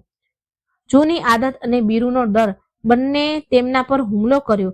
રામકિશને પોતાના દીકરાઓના ખભા પર હાથ મૂક્યો અને મજબૂતાઈથી કહ્યું, ડરશો નહીં. આજે પરીક્ષાની ઘડી છે. વાર્તા હજુ પૂરી નથી થઈ બેટા. અસલ લડાઈ તો હવે શરૂ થશે. બહાર જાઓ અને આ અધર્મને બતાવો કે હવે આ ઘરના દરવાજા તેના માટે હંમેશા માટે બંધ થઈ ચૂક્યા છે. બીરુ લુહારના કર્કશ અવાજે રામકિશનના ઘરની શાંતિનો ભંગ કરી દીધો હતો. બહાર ગલીમાં ઉભેલા બીરુ સતત બૂમો પાડી રહ્યો હતો, ગાળો બોલી રહ્યો હતો અને દરવાજા તોડવાની ધમકી આપી રહ્યો હતો. આ અવાજ સાંભળીને ધનરાજ અને શરદના ચહેરાનો રંગ ઉડી ગયો. હમણાં જ જે કથા સાંભળીને તેમના મનમાં શાંતિ અને વૈરાગ્યનો ભાવ આવ્યો હતો, બીરુના અવાજે તેને ડરમાં બદલી દીધો. બંને ભાઈઓના હાથ ધ્રુજવા લાગ્યા. આ ડર બીરુનો ન હતો. આ ડર તે જૂની લતનો હતો જે બીરુનો અવાજ સાંભળતા જ તેમની અંદર સળવળવા લાગ્યો. રામકિશનની પત્ની ગભરાઈ ગઈ અને બોલી, હે ભગવાન, આ રાક્ષસ અહીં સુધી આવી ગયો. હવે શું થશે? ક્યાંક આ શેરી મહોલ્લામાં તમાશો ઊભો ન કરી દે. જો આણે અહીં લડાઈ ઝઘડો કર્યો તો પોલીસ આવી જશે. માનો ગભરાહટ જોઈને ધનરાજ ઉઠવા લાગ્યો. તેની આંખોમાં ગુસ્સો અને લાચારી બંને હતી. તે બોલ્યો, હું જઈને તેને જોઉં છું. તેને ના પાડું છું કે અહીં શોર ન મચાવ. પરંતુ રામકિશને ધનરાજનો હાથ પકડીને તેને બેસાડી દીધો. રામકિશનની આંખોમાં એક અજીબ ચમક હતી, જાણે તેને ખબર હોય કે આ ઘડી આવવાની જ હતી. રામકિશને શાંત પરંતુ ખૂબ ભારે અવાજમાં કહ્યું, બેસી જા ધનરાજ. આજે તું બહાર કમજોર બનીને નહીં પણ ખડક બનીને જઈશ. યાદ રાખ, હમણાં જે તે વાર્તા સાંભળી તે સાહુકારના દીકરાઓએ પોતાની ગરીબી સામે લડવા માટે પોતાનું ઘર છોડી દીધું હતું, પોતાનો અહંકાર છોડી દીધો હતો. શું તું એક દારૂડિયાનો સાથ નથી છોડી શકતો? રામકિશને બંને દીકરાઓની આંખોમાં જોયું અને બોલ્યો, બહાર જે ઊભો છે તે માત્ર બીરુ નથી, તે તમારી પરીક્ષા છે. મા લક્ષ્મી જોઈ રહી છે કે મારો ભક્ત પોતાની પ્રતિજ્ઞા પર કેટલો પાકો છે. જો આજે તમે ડરીને અંદર સંતાઈ રહ્યા છો તો તે રોજ આવશે, અને જો આજે તમે બહાર જઈને તેની સામે ઝૂકી ગયા તો પછી જીવન પર ઊભા નહીં થઈ શકો. આજે નિર્ણય તમારે કરવાનો છે કે તમે તે બીરુના ગુલામ છો કે પોતાના પિતાના શેર દીકરા છો. પિતાના આ શબ્દોએ ધનરાજ અને શરદની અંદર સૂતેલો સ્વાભિમાન જગાડી દીધો. શરદે પોતાની મુઠ્ઠી બંધ કરી અને ઊભો થયો. તેણે કહ્યું, ભાઈ, પિતાજી સાચું કહી રહ્યા છે. આપણે ક્યાં સુધી તેનાથી ડરીશું? આપણે આપણી મહેનતનું ખાઈએ છીએ, તેનું કર જ નથી ખાધું. ચાલો આજે આનો હિસાબ કરી જ દઈએ. ધનરાજે પણ ઊંડો શ્વાસ લીધો. તેણે એકવાર મા લક્ષ્મીનો ફોટા તરફ જોયું, મનમાં ને મનમાં પ્રણામ કર્યા ને બોલ્યો, ચાલો. રામકિશને કહ્યું, જાઓ, પરંતુ એક વાત યાદ રાખજો, લડવાનું નથી, હાથ નથી ઉપાડવાનો. બસ પોતાનામાં એટલી તાકાત રાખજો કે તેને બોલતો બંધ કરી દેવાય, તે બોલતો બંધ થઈ જાય. ગુસ્સાથી નહીં, મક્કમતાથી કામ લેજો. જેવો ધનરાજ ઘરનો દરવાજો ખોલ્યો, સામે નજારો જોઈને તેનું લોહી ઉકળી ઉઠ્યું. બીરુ લુહાર નશામાં ધૂત થઈને તેની દહેલીજ પર લાત મારવા જ જઈ રહ્યો હતો. તેની સાથે 2-3 બીજા દારૂડિયા ઉભા હતા, જે તમાશો જોઈ રહ્યા હતા. દરવાજો ખુલતા જ બીરુનું સંતુલન બગડ્યું અને તે પડતા પડતા બચ્યો. ધનરાજ અને શરદને સામે ઉભેલા જોઈને બીરુની આંખોમાં એક શેતાની ખુશી ચમકી ઉઠી. બીરુએ લથડિયા ખાતા કહ્યું, આવી ગયા મારા શેરો. મને ખબર હતી તમે મને ના નહીં પાડી શકો. અરે, અંદર શું કરી રહ્યા છો આટલી વારથી? આ ડોસા તમને કઈ પટ્ટી ભણાવી રહ્યો છે? ચાલો, છોડો આ બધું. આજની પાર્ટી મારી તરફથી છે. જુઓ, હું તમારા ઘર સુધી લેવા આવ્યો છું. હવે તો ચાલવું જ પડશે. બીરુએ પોતાનો હાથ ધનરાજના ખભા પર મૂકવાની કોશિશ કરી, પરંતુ આજે કંઈક અલગ થયું. ધનરાજે એક ડગલું પાછળ ખસી ગયો અને બીરુનો હાથ હવામાં જ રહી ગયો. ધનરાજની કરોડરજ્જુ એકદમ સીધી હતી અને નજર બીરુની આંખોમાં ડગેલી હતી. ધનરાજે ખૂબ જ સંયમ અને કડક અવાજમાં કહ્યું, આજ પછી અમે તમારા અડ્ડા પર ક્યારેય નહીં આવીએ. તમે અહીંથી ચાલ્યા જાઓ. અમારા ઘરની સામે તમાશો ન કરો. આ સાંભળીને બીરુને જાણે તો કરંટ વાગ્યો. તે એક પળ માટે સ્તબ્ધ રહી ગયો. તેને પોતાના કાન પર વિશ્વાસ ન થયો. જે ધનરાજ તેના એક અવાજ પર પૂંછડી હલાવતો ચાલતો આવતો હતો, આજે તે તેને જવાનું કહી રહ્યો છે. બીરુનો નશો થોડો ઓછો થયો અને ગુસ્સો વધી ગયો. તે બડબડ્યો, શું બોલ્યો તું? નહીં આવે? અરે, 2 દિવસનું ઘેલું છે. આ હજુ નશો ચડ્યો નથી એને એટલે આવી વાત કરી રહ્યો છે ને તું? જ્યારે તલપ લાગશે તો મારા જ પગમાં પડીશ, ગીરગડાઈશ, કરગરીશ. ને સાંભળ, જે પાછલું ઉધાર છે તે કોણ ચૂકવશે? મોટો રહીશ બની રહ્યો છે. શરદ, જે હંમેશા ચૂપ રહેતો હતો, આજે વચ્ચે બોલી પડ્યો. તેણે આગળ વધીને કહ્યું, બીરુ કાકા, તમારો જે પણ હિસાબ છે કાલ સવારે દુકાન પર આવીને આપી દઈશું અને સરભર કરી દઈશું. એક પાય ચૂકવી દઈશું, પરંતુ આજ પછી અમને પોતાની દુકાન પર બોલાવવાની કોશિશ ન કરતા. અને હા, અમારા પિતાજીને ડોસો કહેવાની હિંમત બીજી વાર ન કરતા. શરદના અવાજમાં એટલી સખતાઈ હતી કે ગલીના કૂતરા પણ ભસવાનું બંધ કરી ચૂક્યા હતા. આસપાસના થોડા લોકો જે શોર સાંભળીને પોતાની છતો, ધાબાઓ અને બારીઓમાંથી ડોકિયા કરી રહ્યા હતા, આ જોઈને હેરાન હતા. તેઓ બધા જાણતા હતા કે બીરુએ કેવી રીતે આ છોકરાઓને બગાડ્યા, પરંતુ આજે આ છોકરાઓનું આરોપ જોઈને તેઓ પણ સ્તબ્ધ રહી ગયા. બીરુને મહેસૂસ થવા લાગ્યું કે તેનો પાસો ઊંધો પડી ગયો છે. તે શેરી મહોલ્લામાં પોતાની બેઇજ્જતી થતી જોઈને વધુ વકળાયો. બીરુએ એક ગંદી ગાળ આપી અને કહ્યું, ઠીક છે, જોઉં છું કેટલા દિવસ ચાલે છે આ નાટક. કાલ સાંજ સુધી જો તમે બંને મારી દુકાન પર નાક રગડતા ન આવ્યા તો મારું નામ પણ બીરુ લુહાર નહીં. જાઓ, ડૂબી મરો તમારા આ ખંડેરમાં. આટલું કહીને બીરુએ જમીન પર થૂક્યો અને પોતાના સાથીઓ સાથે પગ પછાડતો ત્યાંથી ચાલ્યો ગયો. ધનરાજ અને શરદ ત્યાં જ દરવાજા પર ઊભા રહ્યા, જ્યાં સુધી કે બીરુ ગલીના વળાંકથી ઓझल ન થઈ જાય. જેવો તે ગયો, બંને ભાઈઓ એકબીજા તરફ જોયું અને એક ઊંડો શ્વાસ છોડ્યો. આ શ્વાસ રાહતનો હતો, વિજયનો હતો. તેમણે પહેલીવાર બુરાઈની આંખોમાં આંખો નાખીને તેને હરાવી હતી. તેમણે પોતાનો દરવાજો બંધ કર્યો અને સ્ટોપર લગાવી દીધી. આ સ્ટોપર માત્ર દરવાજાની ન હતી, પરંતુ તેમણે પોતાના જીવનમાં બુરાઈના પ્રવેશદ્વાર પર તાળું માર્યું હતું. જ્યારે તેઓ અંદર ફર્યા તો જોયું કે રામકિશન અને તેમની માં ઊભા થઈને તેમને જ જોઈ રહ્યા હતા. માની આંખોમાં આંસુ વહી રહ્યા હતા, પરંતુ આ ખુશીના આંસુ હતા. માં દોડીને આવી અને બંને દીકરાઓના ઓવારણમાં વારણા લેવા લાગી. મારો લાલ, મારો શેર, આજે તે મારી છાતી ગજગજ ફૂલાવી દીધી. પેલા દુષ્ટની સામે તમે ડર્યા નહીં. રામકિશન પોતાની જગ્યાએથી ન ઉઠ્યો, પરંતુ તેના ચહેરા પર એક સંતોષજનક સ્મિત હતું, હાસ્ય હતું. તેમણે કહ્યું, આવો બેસો, હજુ જંગ જીત્યા નથી, હજુ તો બસ પહેલો હુમલો ટળ્યો છે. બીરુ જતો રહ્યો, પરંતુ તમારા શરીરની અંદર જે રાક્ષસ બેઠો છે, નશાની લત, તે હજુ પણ જીવિત છે. તે તમને રાતભર સુવા નહીં દે. તે તમને તોડવાની કોશિશ કરશે, પરંતુ યાદ રાખજો, મનની શક્તિ શરીરની શક્તિથી મોટી હોય છે. રામકિશનની વાત 100% સાચી હતી. જેમ જેમ રાત ઘેરાવા લાગી, ધનરાજ અને શરદની હાલત ખરાબ થવા લાગી. તેમનું શરીર તૂટવા લાગ્યું. દારૂ ન મળવાના કારણે તેમના હાથ પગ ધ્રુજવા લાગ્યા, પરસેવો છૂટવા લાગ્યો. શરદે પોતાનું માથું પકડી લીધું અને બોલ્યો, ભાઈ, બહુ બેચેની થઈ રહી છે. એવું લાગી રહ્યું છે જાણે માથું ફાટી જશે. ધનરાજની હાલત પણ કંઈક આવી જ હતી. તેનું ગળું સુકાઈ રહ્યું હતું અને તેને વારંવાર પાણી પીવાની ઈચ્છા થઈ રહી હતી, પરંતુ પાણીની તરસ નહોતી છીપાઈ રહી.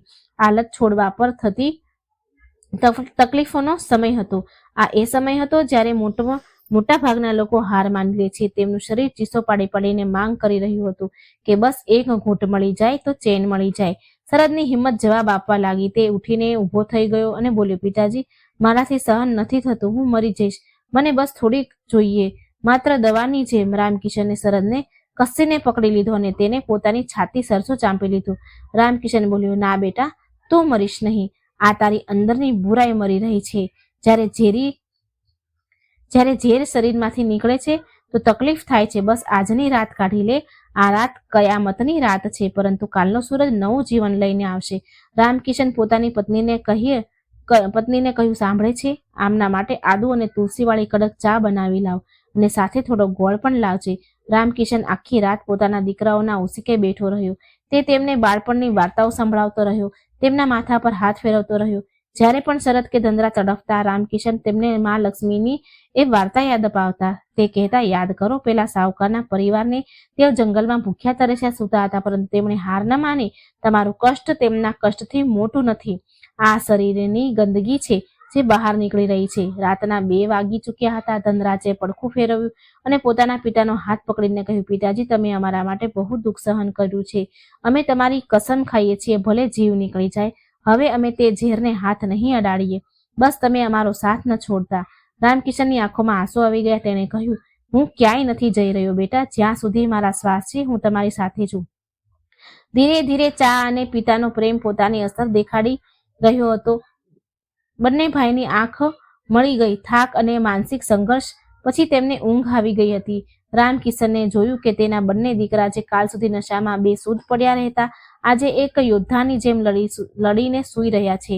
રામકિશને ઉઠીને ધીરેથી મા લક્ષ્મીને આગળ બળતો દીવો જોયો. તેલ ખતમ થઈ રહ્યું હતું, પરંતુ વાટ હજુ પણ બળી રહી હતી. રામકિશને હાથ જોડીને ભગવાનને, મા લક્ષ્મીને કહ્યું, માં, આજની રાત તો તે બચાવી લીધા. હવે આગળનો રસ્તો પણ તું જ બતાવજે. હાલત આટલી સરળતાથી નહીં જાય. મારે આમના મનને કોઈ બીજા કામમાં લગાવવું પડશે. ખાલી મગજ તો શેતાનનું ઘર હોય છે. રામકિશને સવાર માટે એક યોજના બનાવી. તેને ખબર હતી કે જો આ બંને કાલે ખાલી બેઠા રહ્યા તો તેમનું મગજ ફરીથી બીરુ તરફ જશે. તેમને વ્યસ્ત રાખવા જરૂરી છે. અને ત્યારે જ રામકિશને યાદ આવ્યું કે તેમના ખેતરોનો એક ભાગ જે બંજર પડ્યો હતો અને જેના પર ઝાડીઓ ઉગી નીકળી હતી, તેને સાફ કરવાનું કામ વર્ષોથી અટકેલું પડ્યું હતું. તેણે વિચાર્યું કે કાલે હું આમને બંનેને માટી સાથે જોડીશ. જ્યારે પરસેવો વહેશે તો નશો પણ વહેશે. બીજી સવારે જ્યારે સૂરજનું પહેલું કિરણ આંગણામાં પડ્યું તો રામકિશને ધનરાજ અને શરદને જગાડ્યા. તેમની આંખો સૂજેલી હતી અને શરીર તૂટી રહ્યું હતું, પરંતુ રામકિશને તેમને વિચારવાનો મોકો જ ન આપ્યો. તેણે કહ્યું, ઉઠો શેરો, આજે આપણે આપણી બંજર જમીનને સોનું બનાવવાની છે. પાવડો ઉપાડો અને ચાલો મારી સાથે. બંને ભાઈના ન ઈચ્છવા છતાં પણ તેમના પિતાના સન્માનથી તે ઊભા થયા. તેઓ ખેતર પર પહોંચ્યા. રામકિશને તેમને તે જમીન પર કામ કરવા કહ્યું જે વર્ષોથી ખાલી પડી હતી. ધનરાજ અને શરદ ખોદવાનું કામ શરૂ કર્યું. જેમ જેમ સૂરજ ચડતો ગયો, તેમનો પરસેવો વહેવા લાગ્યો. શરીરની બધી ગંદકી પરસેવા દ્વારા બહાર નીકળી હતી, પરંતુ બપોર સુધીમાં તેમના હાથ પગ જવાબ આપવા લાગ્યા. પરંતુ રામકિશને તેમને રોકાવા ન દીધા. સાંજ થતા થતા તેઓ આટલા થાકી ચૂક્યા કે તેમને દુનિયાની કોઈ પણ વસ્તુનું ભાન ન હતું. ઘરે આવતા જમ્યા વગર તેઓ ગાઢ નિંદ્રામાં સૂઈ ગયા. તે રાત્રે તેમને બીરુની યાદ ન આવી, કારણ કે મહેનતના થાકે નશાની તલપને દબાવી દીધી હતી. આ સિલસિલો એક દિવસનો નહીં પણ રોજનો બની ગયો. દિવસભર ખેતરમાં તનતોડ મહેનત અને સાંજે ઘરે આવીને મા લક્ષ્મીની આરતી. દર બુધવારે આખો પરિવાર નિયમિત રીતે વ્રત કરે, ગણેશજીને ધરો ચડાવતા અને મા લક્ષ્મીની કથા સાંભળતા. મહાલક્ષ્મીની કથા તેમના જીવનમાં બદલાવ લાવી રહી હતી. ધીરે ધીરે ધનરાજ અને શરદનું શરીર નિરખવા લાગ્યું, નિખરવા લાગ્યું. તેમના ચહેરા પરનો નશો કાળો ઓછાયો હટી ગયો અને તેમનું તેજ ચમકવા લાગ્યું. બીજી બાજુ બીરુ લુહાર પોતાની હાર પચાવી ન શકતો ન હતો. તેણે ઘણીવાર કોશિશ કરી ધનરાજ અને શરદને ફરીથી ફસાવાની, પરંતુ હવે તે બંને પાસે સંકલ્પનું કવચ હતું અને કહે છે ને કે પાપનો ઘડો એક દિવસ જરૂર ભરાય છે અને ફૂટે છે. એક દિવસ પોલીસે બીરુના અડ્ડા પર દરોડો પાડ્યો. ગામના જ કોઈ વ્યક્તિએ તેની ફરિયાદ કરી દીધી હતી. પોલીસે બીરુને રંગે હાથ પકડી લીધો અને તેની દુકાનને સીલ લગાવી દીધું છે. બીરુએ ન જાણે કેટલા ઘર બરબાદ કર્યા. આજે તે પોતે હથકડી પહેરીને જેલ જઈ રહ્યો હતો. તેને લઈ જતા જોઈ રામકિશને પોતાના દીકરાઓને કહ્યું, જો અધર્મની કમાણીનો અંત હંમેશા ખરાબ હોય છે. સમય વીતતો ગયો. ધનરાજ અને શરદ પોતાની મહેનતથી તે બંજર જમીનમાં એવો પાક ઉગાડ્યો કે આખું ગામ જોતું રહી ગયું. પાક વેચીને જે પૈસા આવ્યા તેમણે સૌથી પહેલા લઈ જઈને પોતાની માના ચરણમાં મૂક્યા. માની આંખોમાંથી આંસુ આવી ગયા, ખુશીના આંસુ છલકાઈ ગયા. તેણે તે નોટોને માથે લગાવી અને બોલી, આ માત્ર પૈસા નથી, આ મારા દીકરાઓની ઇજ્જત છે જે પાછી આવી ગઈ છે. 1 વર્ષની અંદર જ રામકિશનનું ઘર પૂરી રીતે બદલાઈ ગયું હતું. જે છત ટપકતી હતી હવે તે પાકી થઈ ગઈ હતી. ઘરમાં નવો સામાન આવી રહ્યો હતો. ધનરાજ અને શરદના લગ્ન સારા પરિવારમાં થઈ ગયા અને ઘરમાં વહુઓ આવી ગઈ. હવે ઘરમાં રોજ સાંજે ઝઘડા નહીં પણ હસી મજાક અને ભજનના અવાજો ગુંજતા હતા. જે ઘરને લોકો દારૂડિયાઓનું ઘર કહેતા હતા તે લોકો હવે તેને ભક્તોનું ઘર કહેવા લાગ્યા હતા. એક બુધવારની સાંજે રામકિશન પોતાના પૂરા પરિવાર સાથે પૂજા કરી રહ્યા હતા. ઘરમાં ઘીના દીવા સળગી રહ્યા હતા અને સુગંધ મહેકી રહી હતી. પૂજા પૂરી થયા પછી રામકિશને પોતાના દીકરાઓને અને વહુને કહ્યું, બાળકો, આજે આપણી પાસે બધું જ છે, ધન, સુખ, સંપત્તિ, શાંતિ, પરંતુ યાદ રાખજો, આ બધું આ બુધવારના વ્રત અને ઈમાનદારીનું ફળ છે. મહાલક્ષ્મી ચંચળ હોય છે. તેઓ ત્યાં જ ટકે છે જ્યાં પવિત્રતા અને પરિશ્રમ હોય છે. ક્યારેય પણ પોતાના જૂના દિવસોને ભૂલતા નહીં અને ક્યારેય કોઈ ગરીબનું અપમાન ન કરતા. ધનરાજ અને શરદે પિતાના પગે લાગ્યા અને વચન આપ્યું કે તેઓ આજીવન આ નિયમનું પાલન કરશે. રામકિશને હાથ જોડીને મહાલક્ષ્મીની મૂર્તિ તરફ જોયું અને મનમાં આભાર માન્યો કે તેમણે તેના પરિવારને વિખરાઈ જવાથી બચાવી લીધો. મિત્રો, આ વાર્તા પરથી આપણને શીખ મળે છે કે માણસ ભલે કેટલી પણ ઊંડી મુસીબત ગમે એટલી ઊંડી મુસીબત કે ખરાબ લતમાં ફસાયેલો હોય, જો તે દ્રઢ નિશ્ચય કરી લે અને ઈશ્વર પર ભરોસો રાખે તો તે બહાર જરૂર નીકળી શકે છે. બુધવારના દિવસે મહાલક્ષ્મી અને ગણેશજીની આરાધના કરવાથી બુદ્ધિ શુદ્ધ થાય છે અને ઘરમાં બરકત આવે છે. પરંતુ યાદ રાખો, પૂજાની સાથે સાથે સત્કર્મ અને મહેનત પણ એટલી જ જરૂરી છે. દર્શક મિત્રો, હવે આવો આપણે બધા મળીને મહાલક્ષ્મીને જય બોલાવશું. જય મહાલક્ષ્મી, જય શ્રી ગણેશ. જે કોઈ આ વાર્તા સાંભળી રહ્યા છે, જેને પૂરી આ વાર્તા સાંભળી છે, એના પર તમારી કૃપા હંમેશા બનાવી રાખજો. જય શ્રી કૃષ્ણ. રાધે રાધે. Thank you.